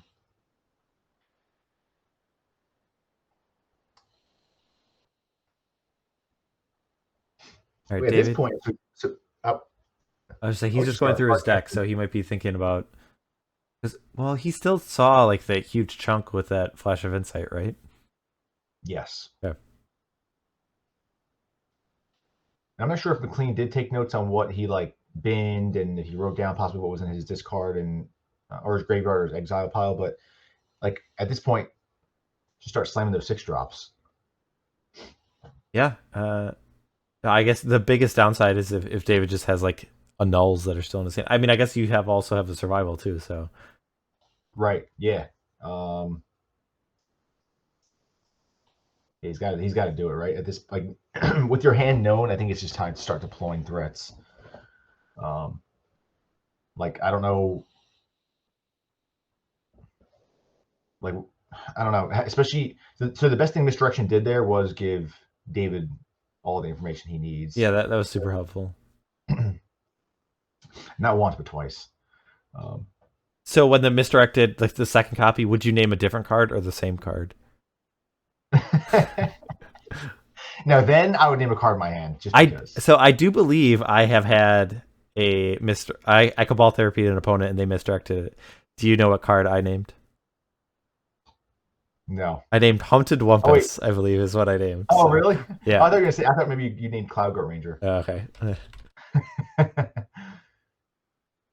I guess I was like alluding to like that was a demonic consultation, like the urban legend that Jared Fabiano had like named Humpus Wumpus, and he was forced to mill his entire deck because that card wasn't in his deck. But oh, got it. I don't know if that's an urban legend or an actual story.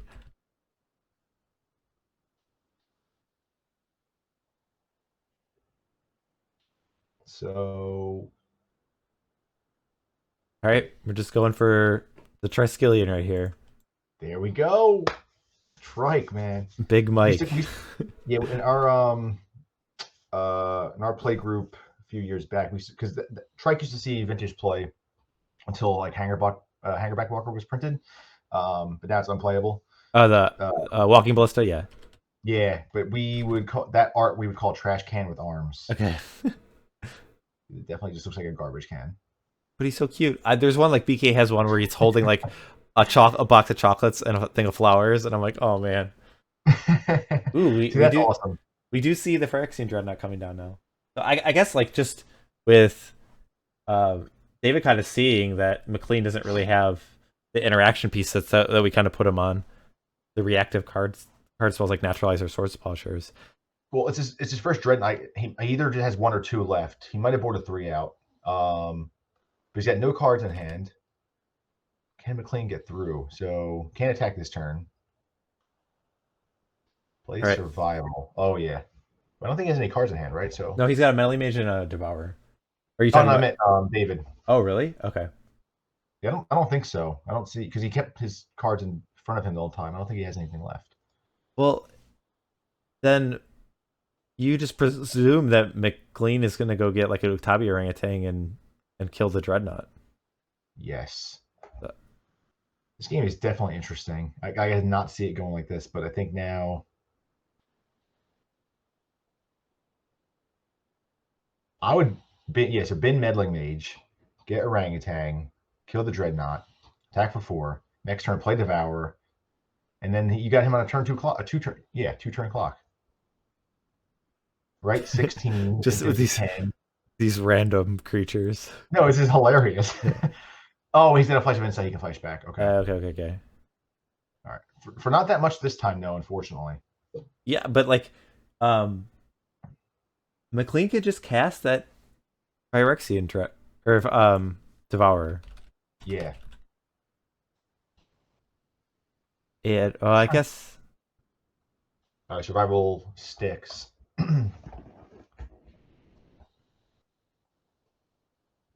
Oh man, it would be so cool if the Devourer and the Triskelion are both in play, and then McLean has a Volrath Shapeshifter, and he could kill his own Devourer and then kill his own Triskelion. To get the combo going? Yeah, yeah. And I think he can do that, right? So, and then you can just hit David for 3, then kill your stuff. Did the survival resolve? Yeah, it did. Oh. So David went through this is interesting. Like his whole deck and didn't find a counterspell? He might not have. Oh, I think he's looking now because I don't think he has any counterspells left. I think he used all 4, and then I think he used 2 foils. Interesting. So there's not another copy of Annul then? Maybe not. We saw 1, right? He's got access to 3. Maybe he only maybe boarded in 1. Okay. McLean's gonna go down to 12. That is relevant. Oh, man, it's interesting. I can't wait to see what happens. I mean, this is the part where I love not playing. Like I just want to watch this happen. I mean, now I'm getting the impression from David that he doesn't have a brain freeze in his deck. I feel like he would have approached this differently. Yes. I agree with you. I think maybe he just thought like he can play the control role a little bit and then just have 1 to 2 Dreadnoughts. Mm-hmm. I mean, you still could have that game plan. You just have one Brain Freeze in your deck, and because you're going to get to the point where you're going to Flash of Insight for 17 cards that you can just set up where you go Portent, Gush, Vision Charm, Brain Freeze. Okay, so you did find Shapeshifter. So it's gonna.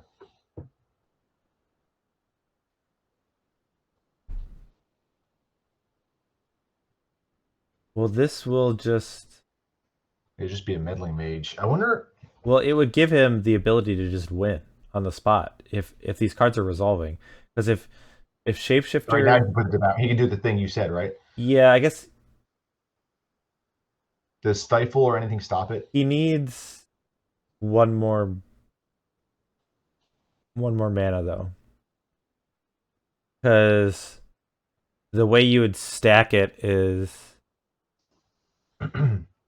he needs to discard the. If he would have discarded the Devourer to do this, then it would work because you'd be able to cast. Oh no, there's. Well, you would have to float the mana with Gemstone Mine before you discard the survival. But okay, so assuming like I think McLean could have won here. So if you were to discard the Devourer, also use your Gemstone Mine beforehand. So your top card is a Devourer. And then, yeah, because the Trike has the ability to kill itself, you would deal 1 damage to the Trike, and then start activating the Devourer, and then in response, shoot David twice. The Trike would die. It would become a Triskelion, and then the counters would build up, and you just shoot them. I mean, I don't know if McLean has like what his converted mana cost of his deck is at this point, though.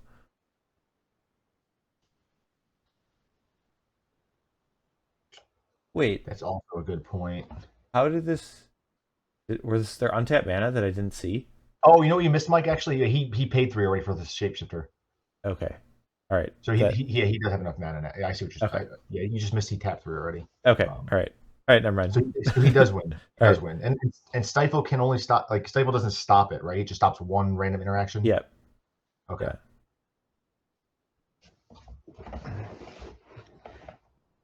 Yeah, this should be it then. Well, it's funny. Like I'm trying to think if there's a Triskelion. Like if McLean were to like go like shoot you, shoot my Triskelion, then you could target. Then you could stifle that last one. But if you use the first one to target the Triskelion, then you make sure that one resolves. Then it doesn't matter if the other ones get stifled. Right. So there is an opportunity, I guess, like if you don't sequence it optimally, that the Stifle could come into play. I would think. Yeah, I mean the concern's got to be the CM, like the converted mana cost still in his deck. I wonder if that's what he's thinking about. That's why I'm not saying I'm right here because I honestly don't know. I've actually never tested Hermit FEB itself, but I thought maybe I can't see why Orangutang's not in the list.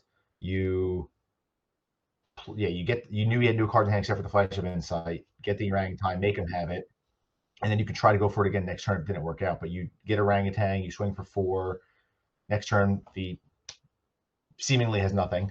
You swing for 6, and then you play Devour, and then that should be game on the next swing. I can't, not guaranteeing that's the win there, but I wonder if that was like the safer line because of the situation. Because now he might be realizing, like, this is all just we're assuming that he's thinking, because I'm not sure what they're paused about. Yeah. Like, is there like, do I not have enough high enough CMC here? You're not frozen, right? okay. David just moved. Like he was very still. Like just like That'd be another problem. Like the game's over.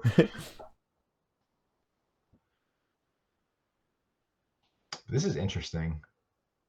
So what would the McLean's CMC of his deck just needs to... Wait, Mike, not to cut you off though, but when he was looking through his list for the shape, he could have just started looking at his CMC. Yeah. So I guess it also depends. Like if he still has a card like a Chroma, it's much easier than if that card's not in his deck. Like depending on how he sideboarded. But again, yeah, like you said, like if he just recently looked through his deck, he should have to know what it is, what the CMC of his deck is. checking chat now. It's been a little bit. Mike Arnold says McLean's very methodical. I mean, this is a little complex, right? I mean, the win. Oh wait. Are we waiting on David? Oh, maybe. Is he gonna try and Oh, he's gonna try to stifle the survival activation? That doesn't do anything. No, it won't do anything. I was thinking maybe like, oh, is he gonna try to vision charm out the trike? But that doesn't do anything either. It just killed itself. Vision charm. Oh wait, will vision charm mess it up now? Let's see here. Oh no, well, he can start activating Volrath Shapeshifter. Well, okay, so the shapeshifter's in play. Yeah. Oh shoot, we actually don't know if it is. I think so. No, it should be because he discarded like he just binned the Devourer. I mean, you could in theory like discard shapeshifter or cast shapeshifter and hold priority and then discard. Right. But in that spot, that's what you should do, I guess. Or maybe not because you don't know if he was going to counter it at that point. Yeah.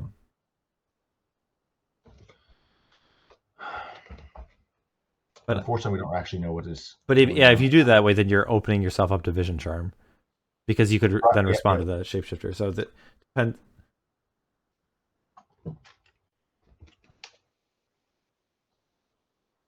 I guess McLean now is doing a check. He could be doing all the counting right now.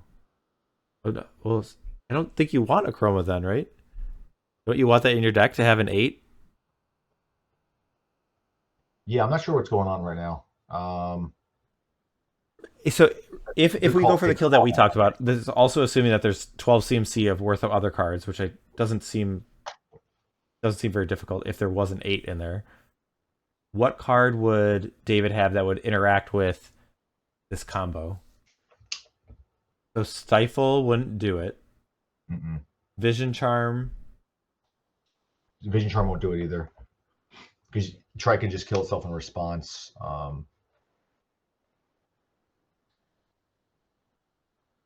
Wait, yeah, because and this is another case of like if you do it properly, like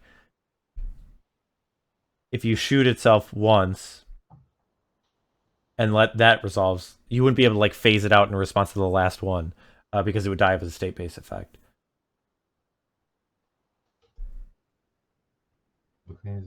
Yeah, I do agree. Yeah. Okay, yeah. Okay, so we're putting counters on.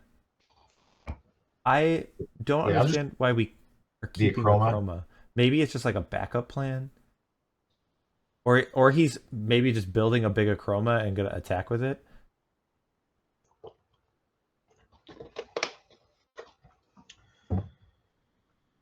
Is that his game plan? Okay, so it looks like he's activating the Devourer a number of times. Gonna be putting on a bunch of counters, but then before they all get put on, he's gonna make it in a Chroma so that like it never sees itself as bigger than 7 power. And so that it dies trigger will never happen. Okay. No, I don't. I'll just wait. I'm not sure the sequencing. I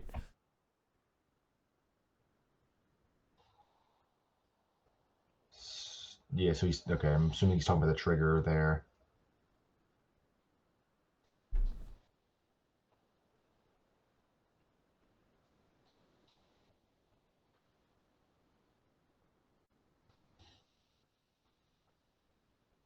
So if that's what he's doing, I just don't know if the Achroma is like, if that's the same. Like you don't need to do that.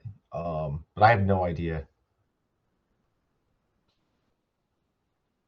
Maybe the thought process is if something goes wrong, then I have an Achroma to cast, or just in case, and he can't deal with that. I don't know. Yeah, because I don't see there's no boomerangs or.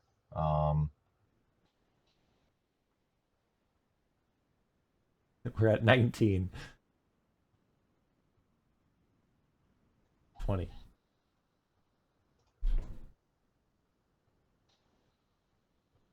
Trike is in play. Okay. Crazy Carl asked. Yes, so it is in play. Triskelion should target itself first. That would be the safest way to do it.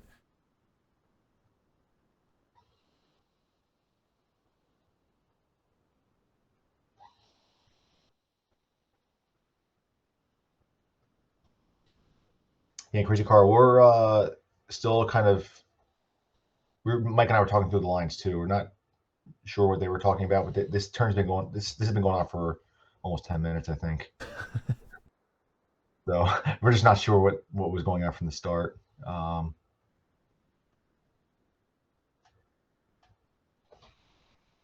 So someone's asked about the line of when it's bigger than 7. So that goes on the stack when it happens, but you're still able to respond to it. So yeah.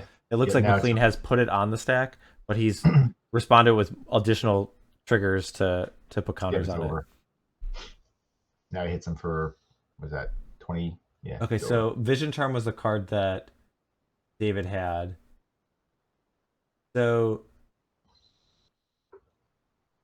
assuming that McLean had targeted the Triskelion first, then the Vision Charm doesn't work. But if you went to the point where you're like, shoot you, shoot my Triskelion, you could respond to that and phase it out, and then you'd never be able to do it. But it doesn't look like that was so.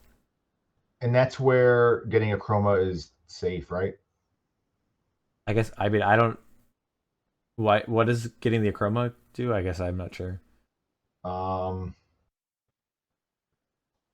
you make that thing. Oh, that's in case. Well, if he knew he wasn't going to mess up at that point, I guess it doesn't matter. And you can get a chroma afterwards, right? Yeah, I don't know if getting the chroma was necessary. We'll have to talk to McLean about like maybe the execution of that, and if there's something that we're overlooking. But to my understanding, it seemed like I can't think of a card that would interact with the sequence that we talked about. Mm-hmm. Let's see. George says Spring Freeze is what he's worried about. It's possible. Well, I mean, you're not gonna. But at that point, you're gonna win this turn anyway, right? Yeah, because you could exile your entire deck, and even if you cast Brain Freeze, then you just respond to it with more activations of the Devourer. So like, and if you're planning on winning that turn, it doesn't matter if your deck gets milled. Well, I'm not sure. I mean, I definitely want to ask him about that one, just see what he has to say. That was interesting. But now it's 2-1, David. Yeah, McLean's on the board. He had to fight for that one. A long down game. When we started off 2-0, I'm like, man, we might be done with these finals real quick. And I guess I was a little optimistic there. Yeah, that was a marathon of a game 3. It was pretty sick though. Even though the turn was 10 minutes, it was cool just to see kind of or take a guess at what they were doing. So Gabe has asked, is making a big chroma not a reasonable plan, just needs to be bigger than 12? Well, the thing is, because he was putting the counters on, mean that he was letting those abilities resolve, and that the trigger of this creature has 7 power or more, sacrifice it. And even if he put it into a chroma, it would still have to sacrifice itself.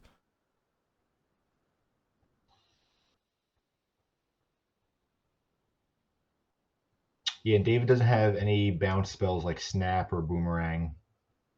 No boom boom. Damn, Snap though. Snap is. Have you played Snap in a mono blue list? That needs to see more play. Snap. It used to be in the mono blue Storm deck. It did. I played it in Psychatog. Okay. But there's just better cards. Yeah. Snap is cool though. I mean, free spells are. Look at that art. Look at that. Just frozen. Frozen in time. What's actually happening in that art? I don't even know what's going on. And what is that guy? It looks like a Goblin? I didn't actually realize that it was. I thought it was like a genie being like snapped back into his. Yeah, it's like a frozen goblin, right? He froze. The top of it maybe it looked more of like a puff of smoke, but the bottom doesn't make it look frozen. I don't know. Who's that? Mike Robb? Yeah, somebody call him up. Yeah. I'm gonna message him right now.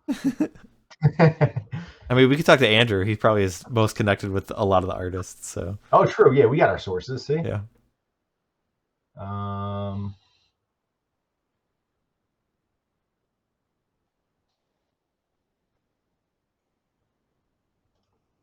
Well, they're shuffling out. I'm just looking at some Mike Rob art. Does he do other cards? Yeah, it's not hold on, let me see here. Oh, some are pretty iconic actually. I think Snap's iconic in my opinion. What do you think? The card or the art? I would say the art. I would say the card is more iconic than the art. Okay. Yeah. Yeah.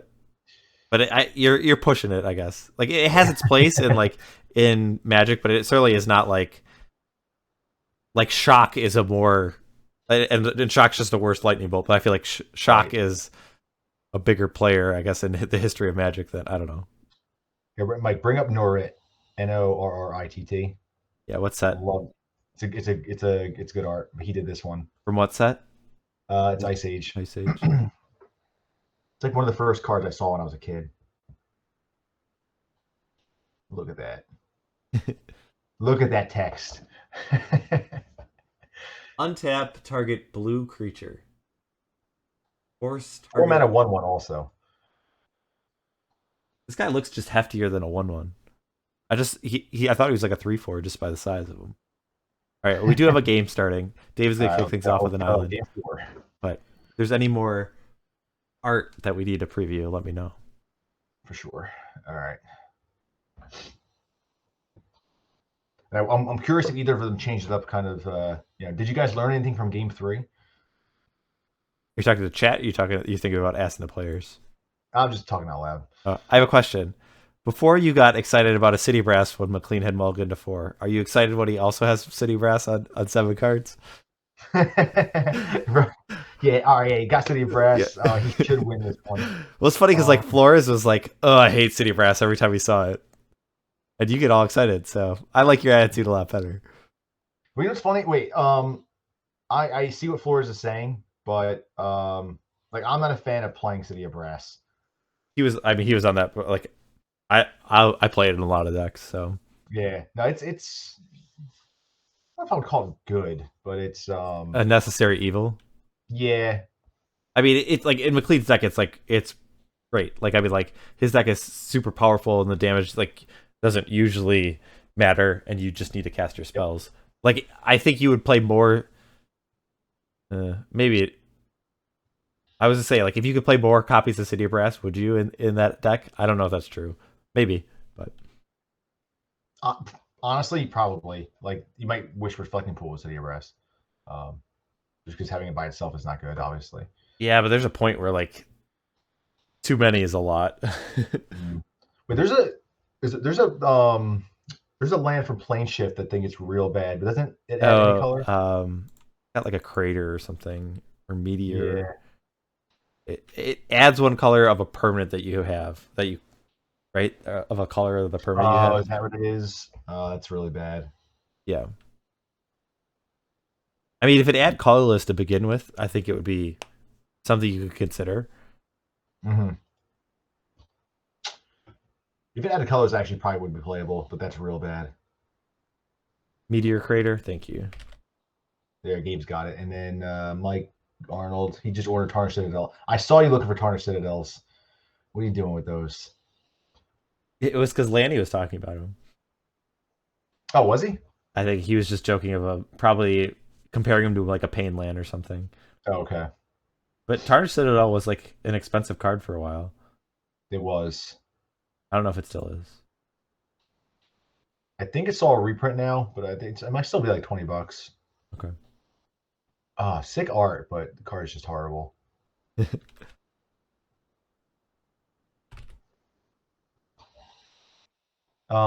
we'll jump back to the game. My quick question on that meteor crater. Yep. You tap the land and is it an activated ability or no? No, I think it's just a mana. Okay. In response, they kill your only color permanent. You bolt the bird or something. All right. Okay. So we got Dreadnought. But McLean has done nothing, so we got to assume again we got 5-color control here. Yep. I mean, McLean just passed for 4 turns, right? Land go, land go, land go. Yes.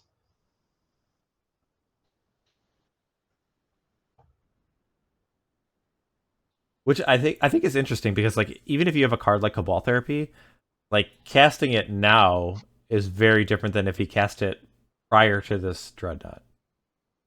Mm. Because I think David reacts like I don't. David might not necessarily commit a Dreadnought if he loses a card or if McLean has seen his hand, kind of thing.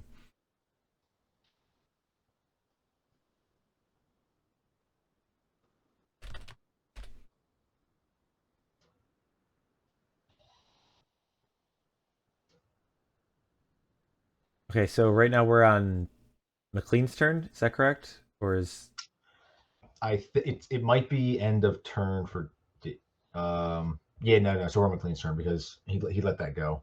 And it is phased out. okay?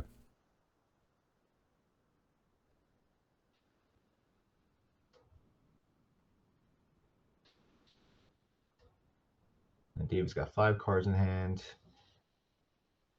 I mean, McLean does have a little bit of flexibility in terms of like, yeah, oh, it's a naturalized. I was gonna say if you have a card like Hermit Druid, that you could use it as like a test spell, but it's kind of not a test spell kind of thing. Like it's actually the card you want to resolve, but because there's like this song and dance of I'm gonna be fighting a Dreadnought that David might not counter it. Mm-hmm. Oh, so that was during okay, so Okay, so that was in response to the Vision Charm. I saw the phased out token thing, so Yeah. Which I appreciate. Gabe says on the art, on the snap art, the creature is a labyrinth minotaur. I have no idea what that card is. I mean, I don't know either. But Gabe, you got that insight, man. I'm gonna take your word for it. Oh, it might be it. What set was this originally from? I think it might be Legends or something. That card, you can tell that card is shitty. Yeah. Homelands? All right. Homelands. It does feel like a Homelands card. Oh, yeah. Wait, tons of Minotaurs, right? Yeah. The didgeridoo set. Yeah, card's broken.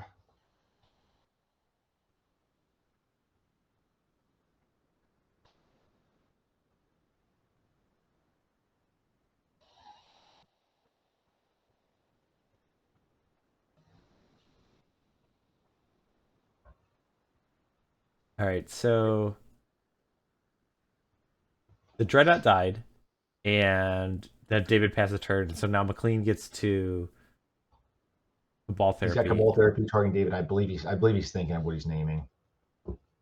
And I'm assuming it resolved because Yeah, I guess so. The interesting thing is, so David didn't have a counterspell for the Naturalize, but you could say it's because I'm afraid of what McLean's going to do on the following turn. Like I don't want to protect a Dreadnought and then have you resolve a Survival of the Fittest. Mm-hmm. But then we see this Cabal Therapy, and that also is resolving. So Annul, Phyrexian Dreadnought, Flash of Insight, Foil. This is a hand that McLean, in theory, could work around. If he doesn't have a Survival of the Fittest, then not the worst thing to resolve a Hermit Druid.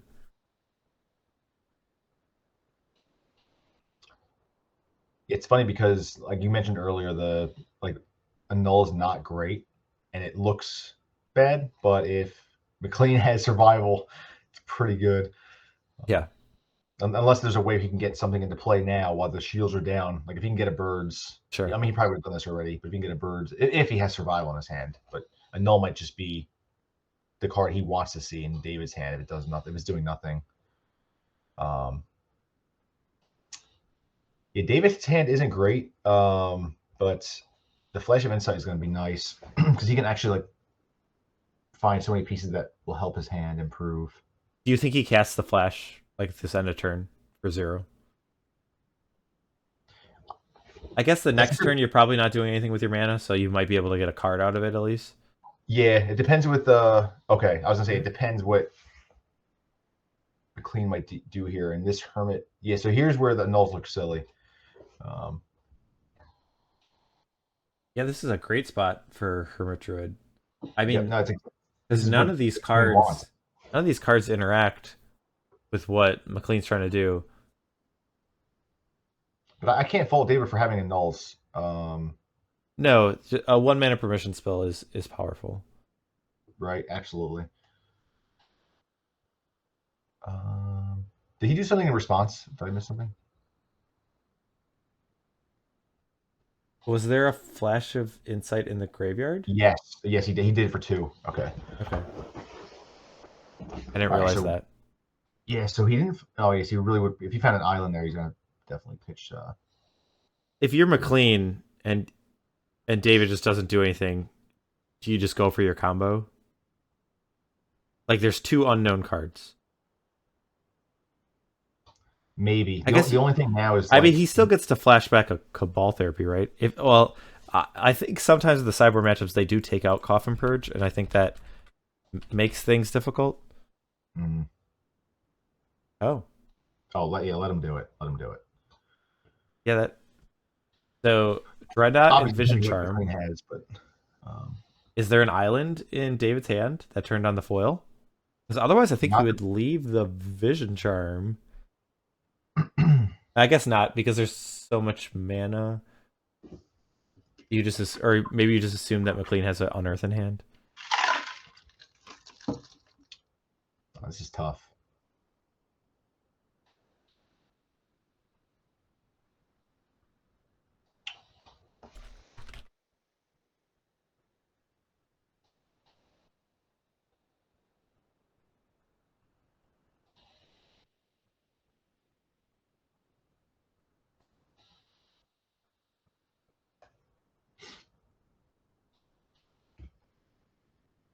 Yeah, the interesting thing here is like kind of how do you interpret, because if David just doesn't do anything on his turn, do you think that makes McLean feel better or worse than like this situation? Like, does he feel like McLean's more likely or less likely to be uninterrupted? I mean, I guess if David has so many live draws from that spot, like any island at least turns on foil, and then any counterspell, like Vision Charm still kind of does something, maybe some of the time. I guess only if Corrosion Reclamation is being used. But there's just so many cards that are live draws, at least that do something a little bit.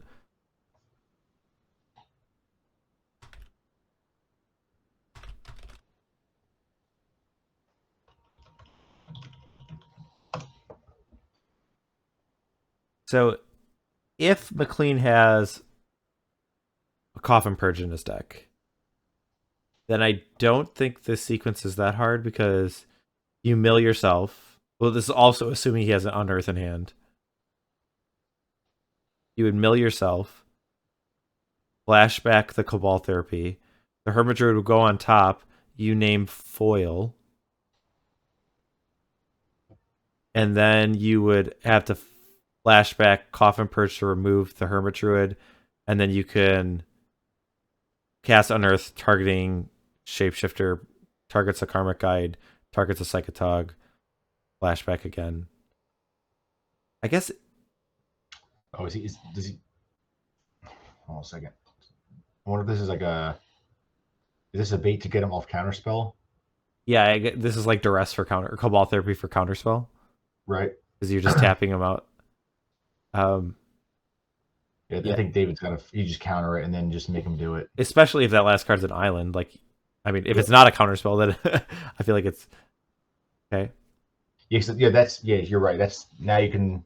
Then he'd be able to Cabal Therapy after this activation. I mean, like that's. I like that play from McLean. If like if it doesn't shut off, like it doesn't make him susceptible to Daze or anything, then yeah.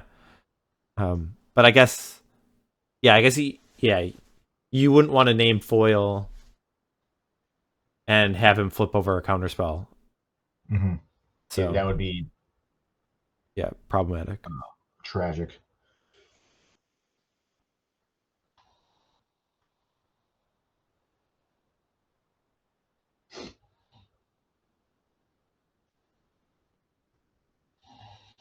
So does Just David want have an to- island in his hand? Is that face down card an island? I don't think so. What if it's a Gush? That's even better than an island. Oh yeah, that would be great. I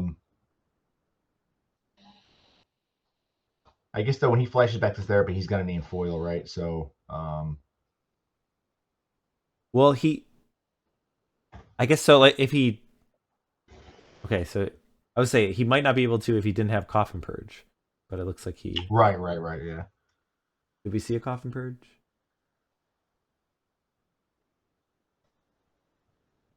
And I couldn't don't tell. think so. I didn't see it, but I'm not confident enough to say that it's not in there. Same. Oh, I think I saw it. Oh, did you? Nice. I think so. Wait, Mike, what's your guess though? What's the face down card? I think it's an island. I don't know how many cards he looked at, but I mean statistically it's the most likely card, right? Gotta play my odds, and it's the card that David wants the most too. So I mean it's the most likely card I think he would find off of a Flash of Insight in that spot. Right.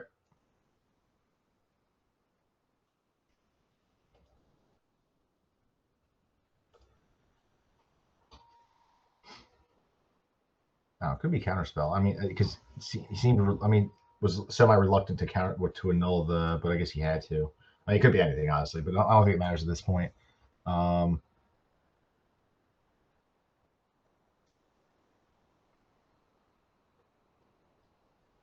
Well, I'm trying to think. I think if he did have Counterspell in his hand, then I think you let the survival resolve.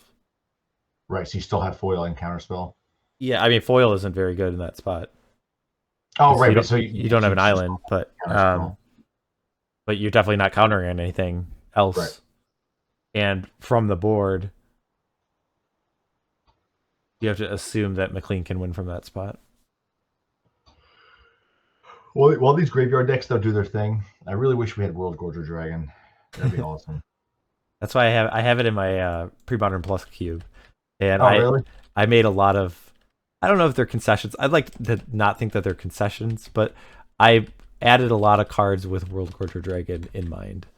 And it's bad when you have cube design and you're like throwing all these cards that are like all lost picks, but like I have Shivan Gorge in my cube, and it's primarily so that like if you just have Animate Dead, World Gorger Dragon, and Shivan Gorge, you have a way to win. Or I have like Read the Runes, which is just like another way that in that same situation, if you have infinite mana, you have something to do with it, and you could theoretically win from there.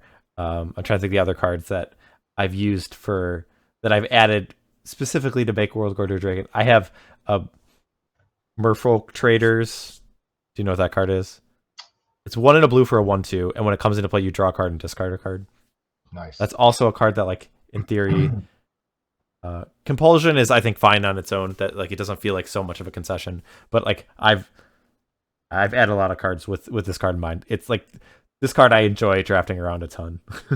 Yeah, no, it's sick. I mean, I don't know if it's too good or not, but I would love it. In Premodern, would it be too good? I don't think so. Certainly not with. Would a survival deck be too good? Okay, maybe. I mean, it's probably too good anyway, but it's fun. Okay, so he's got the Unearth. He's going forward now. Okay, so the last card was Misdirection. Yeah. Well, so this Unearth can be misdirected, right? Did he?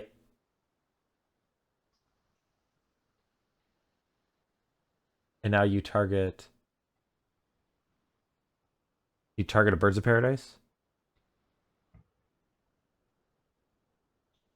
I'm talking about World Gorger Dragon, and I think I might have missed the very key play. Yeah, I think Misdirection.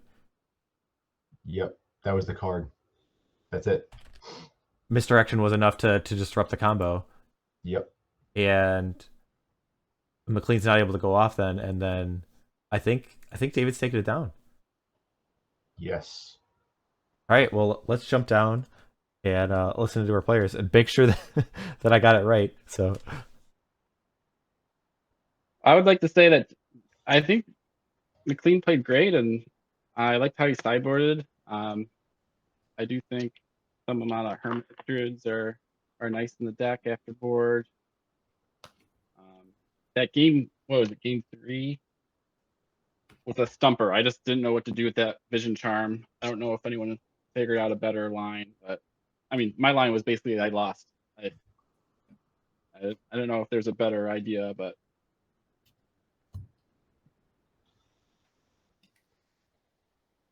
that's about it.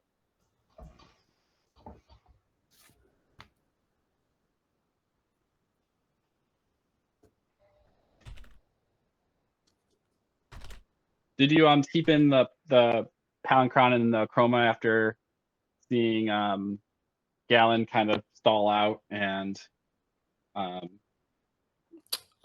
didn't watch the games, but yeah, I figured they would be better than what else, than like these cards, because like kind of you could see like game 1 and 2, even with a Hermit Druid and an Earth, it's like pretty hard to win still. yeah. I mean, that game too, it's just like there's so many cards you have to play around. Yeah. But yeah, I think my list too has one extra Meddling Mage in the main, so I can keep one more card in. So I think that was the Palinchron was difference there. Yeah, and Croson Wreck and Coffin Purge. Yeah, if I'm cutting so many hermits, I think it makes sense to cut those. Yeah. I think because like my plan with Hermit Druid is either it gets countered, like the game, I think the third game it just got countered, and then or if you have a shifter out, you can win with it. Like just you don't need any other card. Yeah, because it's haste and ready to go. Or yeah, if it's on Earth, but yeah. Yeah, I mean, I don't know if I keep playing this matchup, so I feel like this point, it's very interesting, like how to play it. You have so much like reactive ways to kill the Dreadnought. I was pretty scared of very defensive plays. Like, what was it, game 3, where you just sat there and just did nothing? Because you don't have as much card draw, but I can't draw cards if I have 7 in my hand. And thinking about this matchup, if I ever was on the Hermit FEB side, I would really play it. My plan would be play it slow, and I actually think keeping as many Hermit Druids as you can in your deck while still being functional is the way to go, because you don't activate it right away. You like get a Hermit Druid, it resolves, and then you just sit there and you stockpile creatures in play and Cabal Therapies in hand, and then you just you therapy them 4 or 5 times, and if the coast is clear, then you just unearth to win. And I think to do that route, I would probably cut like the like a Chroma and like the Palinchron, and really just do like a Psychatog past the turn pile. So you can play a Psychatog, and then like you unearth a Psychatog or a Volrath. Yeah, I think you just get the Psychatog, and then you pass the turn, or you reclamation yourself, and you pass the turn, and you then win that way. Maybe the wreck isn't as good as a Chroma, because then you instant win. I haven't thought it through that much, but I do think that just stockpiling your discard effects and removal in your hand until you get up to 7 cards is a valuable strategy. Yeah, definitely. Were like, as long as you don't land like the games you landed the early Dreadnought, it kind of forced me into action. But very if true. you don't have that, then I can kind of slow play it. Yeah, and we only played 2 post board games, and the 4th game, like I had the Dreadnought, like you had to act, and you didn't have, you didn't have the necessary defensive cards. Yeah, the Annuls were tricky because I had that survival. Basically, I played it just to eliminate Counterspell as being an out for you. Yeah. Because I had enough mana regardless. But I think I had to. I think it was right to play. I also was trying to be coy because I didn't have an island for foil, so I was just like, don't name Misdirection because then you win.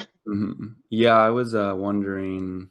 I mean, I don't know if it's right to name Misdirection there. I was thinking like you might have a Gush, but then still naming foil is probably right there. So I think it probably was the right name. It was just the texture of my hand is different than that. So it's a very interesting deck because your deck, even it's not like baseline, you're like, oh, this is the combo, but then you get all these scenarios where you're not comboing with the way you normally do it, and like kind of yeah, and I could have tried to do a Uktabi route, but you had Vision Charmed. So I think if you had Stifled there, I would have tried to play a long game, and I could have got the Hermit out, taken the Annuls, and then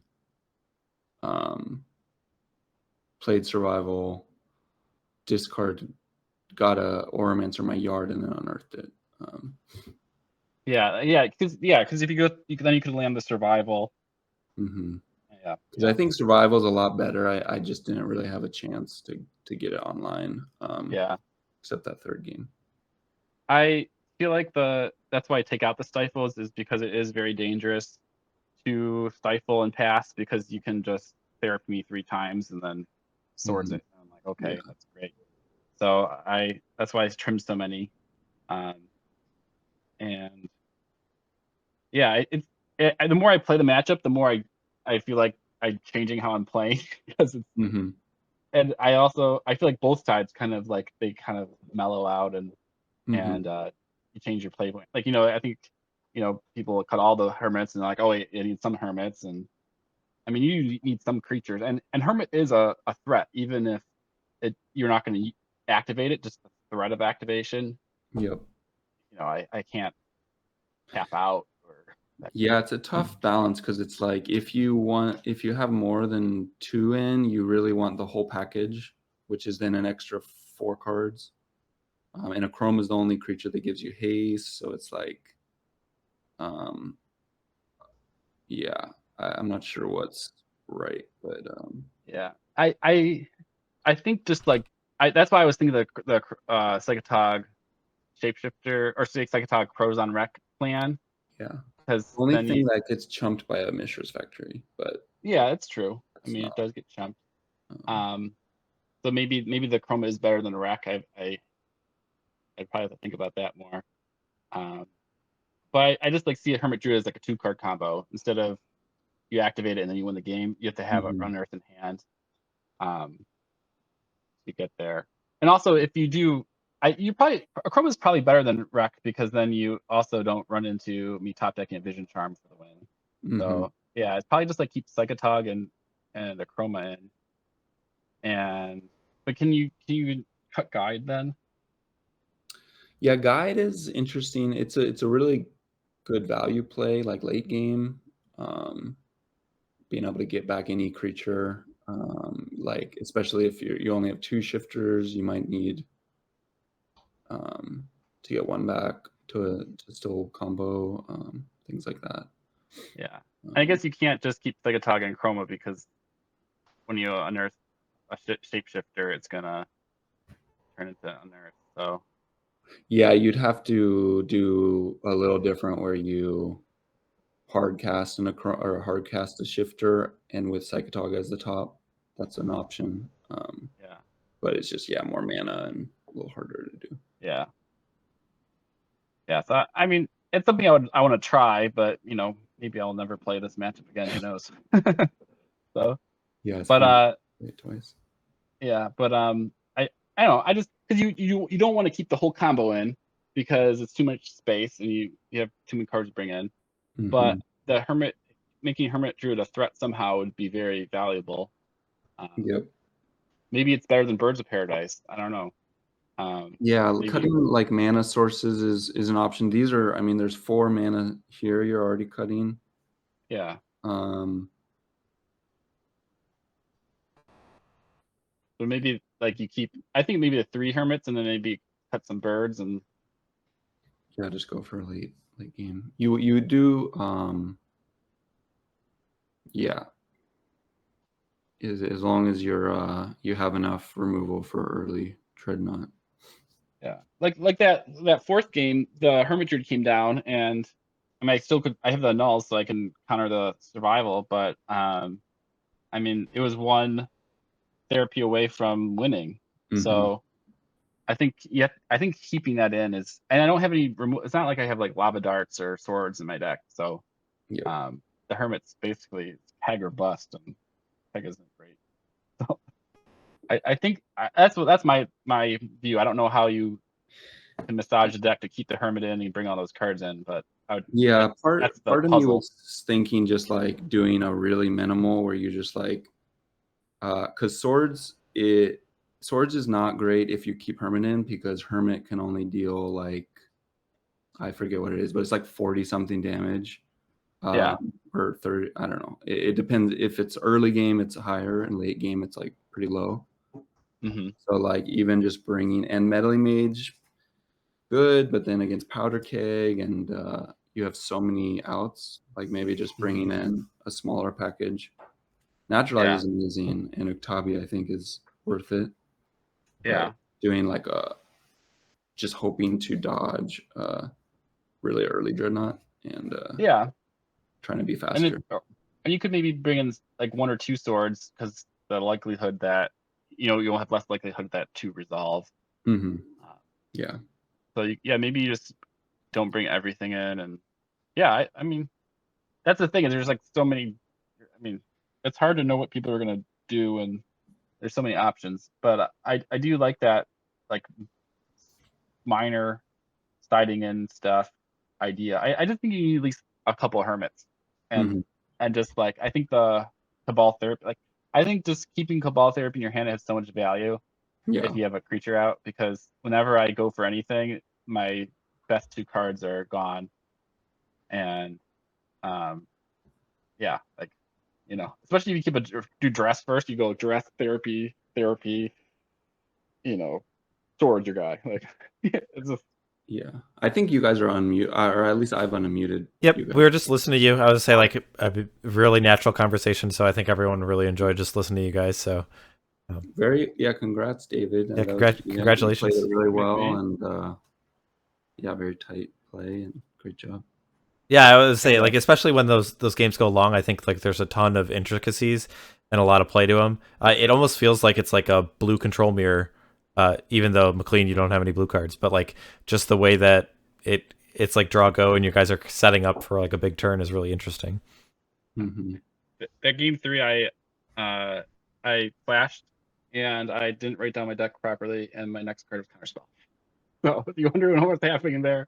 But I flashed in response to survival. I was looking for Counterspell and I messed my deck up. Yeah, I was sure that would get countered, but. So McLean, the execution of that 3rd game at the point where you had resolved the survival and resolved the Shapeshifter. Yes. Walk us through, I guess, like what you were scared of. I guess because it seemed. So. So you had a Triskelion in play. Yeah. You had a Devourer in hand. And you discarded Meddling Mage to go get Volrath Shapeshifter. Yep. And so then you discarded the Devourer, and it took you a while, but eventually you got a Chroma. Is there any reason to get a Chroma there? So David was wondering whether he should respond, so I was waiting to get the okay. Okay. Yeah, I was stalling because I was thinking, okay, what if I by Vision Charm the Volrath Shapeshifter when he has no creature in hand, and then like he kills the strike, like it's still an artifact, so it will die. And then I was like, well, that doesn't work because he just executes the combo. Okay. And then I was like, what if I kill the trike? It's like, well, he just kills his trike in response after executing the combo. But that took me a while to figure out. And then I was like, what if I mill him and like make it a different creature? Would that do anything? And that didn't do anything. So it just Okay. took me So we wow. misinterpreted the thinking was on McLean's end, and it was probably more on yours, David. Okay. Yeah. I was like, is there any way I can make it the Powder Keg kill this Volrath Shapeshifter by making a 2-drop at some point? Okay. That was my, Yeah. so. Yeah, I don't think like, because you could, for example, if you had Reality Ripple or like in response to me removing the second counter, you could like respond to like phase out the shifter, but then I could just respond again. But it is like a trigger, because whereas like the normal route, there's no triggers involved. It's totally uninterruptible. The Triskelion is a damage trigger because it has 1 power and toughness. So you would, it is a trigger, I guess. Yeah. Well, on that note, I think what you can do is use the first one to target itself. Mm-hmm. And then once that resolves, yeah, you basically can remove the 2 and it'll die as a state-based effect. And so, I mean, you would remove them individually, but like I think you could play around a lot of cards that way. Yeah. So I was also trying to figure out 2 stifles or something. I was trying to figure out if I should have phased out the trike before he got the Volrath in play. Yeah, I don't think there was anything you could do. Like from what we were talking about things, I don't think there were any card that we could think of that would interact properly the way you wanted it to. Yeah, because I could also takes less time to figure out on your upkeep. It takes less time to figure out the right play than figuring out that there's no play that wins. Yeah. So the other question I think we had is McLean. So that mask you had in your photo, was that something you owned previously, or did you get specifically for like the Fall Brawl? So my friend Oliver, who is he's actually who got me into Premodern. He found it on, or another friend who we play Premodern with in LA, Ian, found it somehow and shared it with Oliver, and then Oliver ordered it. Okay. I think from England. All right. And then for my Halloween, as a present for Halloween. Perfect. And so I wore it. I went into the whole full English breakfast, and I wore a bedrobe, and I got some London Fog Earl Grey tea. I was trying to. Is that what you did today to? Yeah, I just did it right now. I'll get my robe on for you. Okay. As I just need to span off this camera. So. That's funny. We all have full English breakfast costumes. Yeah. So see, I thought it was pretty English to wear this and then drink your tea. So Okay. Perfect. That's what I did. Yeah. All right, Tom. Is there any questions or any comments you have for the players about the match or anything? No, I would say congrats to both of you for making the finals, and I was overly impressed by both of your plays throughout the entire thing. So, 5 matches. Mike and I were like confused, but we know you guys were able to like pivot the right play at those times. Like it was really impressive, and yeah, we had a good amount of viewers too watching. So it was something definitely nice to watch, where both of you could tell have like the experience, and you made the finals with these lists. I really had a great time watching and commentating. You both should be proud of yourselves for making the finals. It's not easy. And pat yourselves on the back. Congrats, David, for taking it down. But McLean, you played, exceptional also. So I cannot stop just saying that. Mike and I were mentioning it too. You guys just were, making the right reads per se and sequencing. It was great to watch. Yeah. I wanted to thank all the commentators and the organizers, because it's what makes Premodern fun, is all these events. And it's cool that you usually I just go to the basement and I play against people online. I go upstairs and I go, hey, I played someone. It was fun. But like, hey, look, I'm on the internet. Yeah. And then, it's kind of fun, and you can talk to people. And I also think it builds pre-modern because I definitely sent, hey, I'm gonna be playing to people, and Cool. even people that didn't play Magic. I have a Pokemon friend. I'm like, hey, you should watch this. Yeah, I mean, like as long as there's like people chatting about it, like you can kind of get a little bit of perspective of what's going on. Obviously, you don't understand the intricacies when we're talking about lines or whatnot, but still nice to kind of watch and cheer on your friend. Yeah. I just want to say thank you. So yeah, congratulations to you both. But yeah, thank you guys, and thanks for playing last minute. Yeah, I'm leaving tomorrow. So. Yeah, thanks for being flexible that we were able to schedule this. Yeah, because McLean is going to be away for a while, so yeah, it was nice that we were able to get it in November as compared to December. So yeah, for sure. Yeah.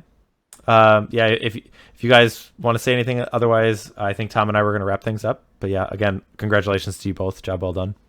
Yeah, great job, David. Yeah, thanks again for hosting and doing everything. All right. See you guys. All right. See you guys. All right, Tom. So we will wrap things up for our stream. I do want to thank you, Tom, for being available and jumping on. I had a lot of fun with the match.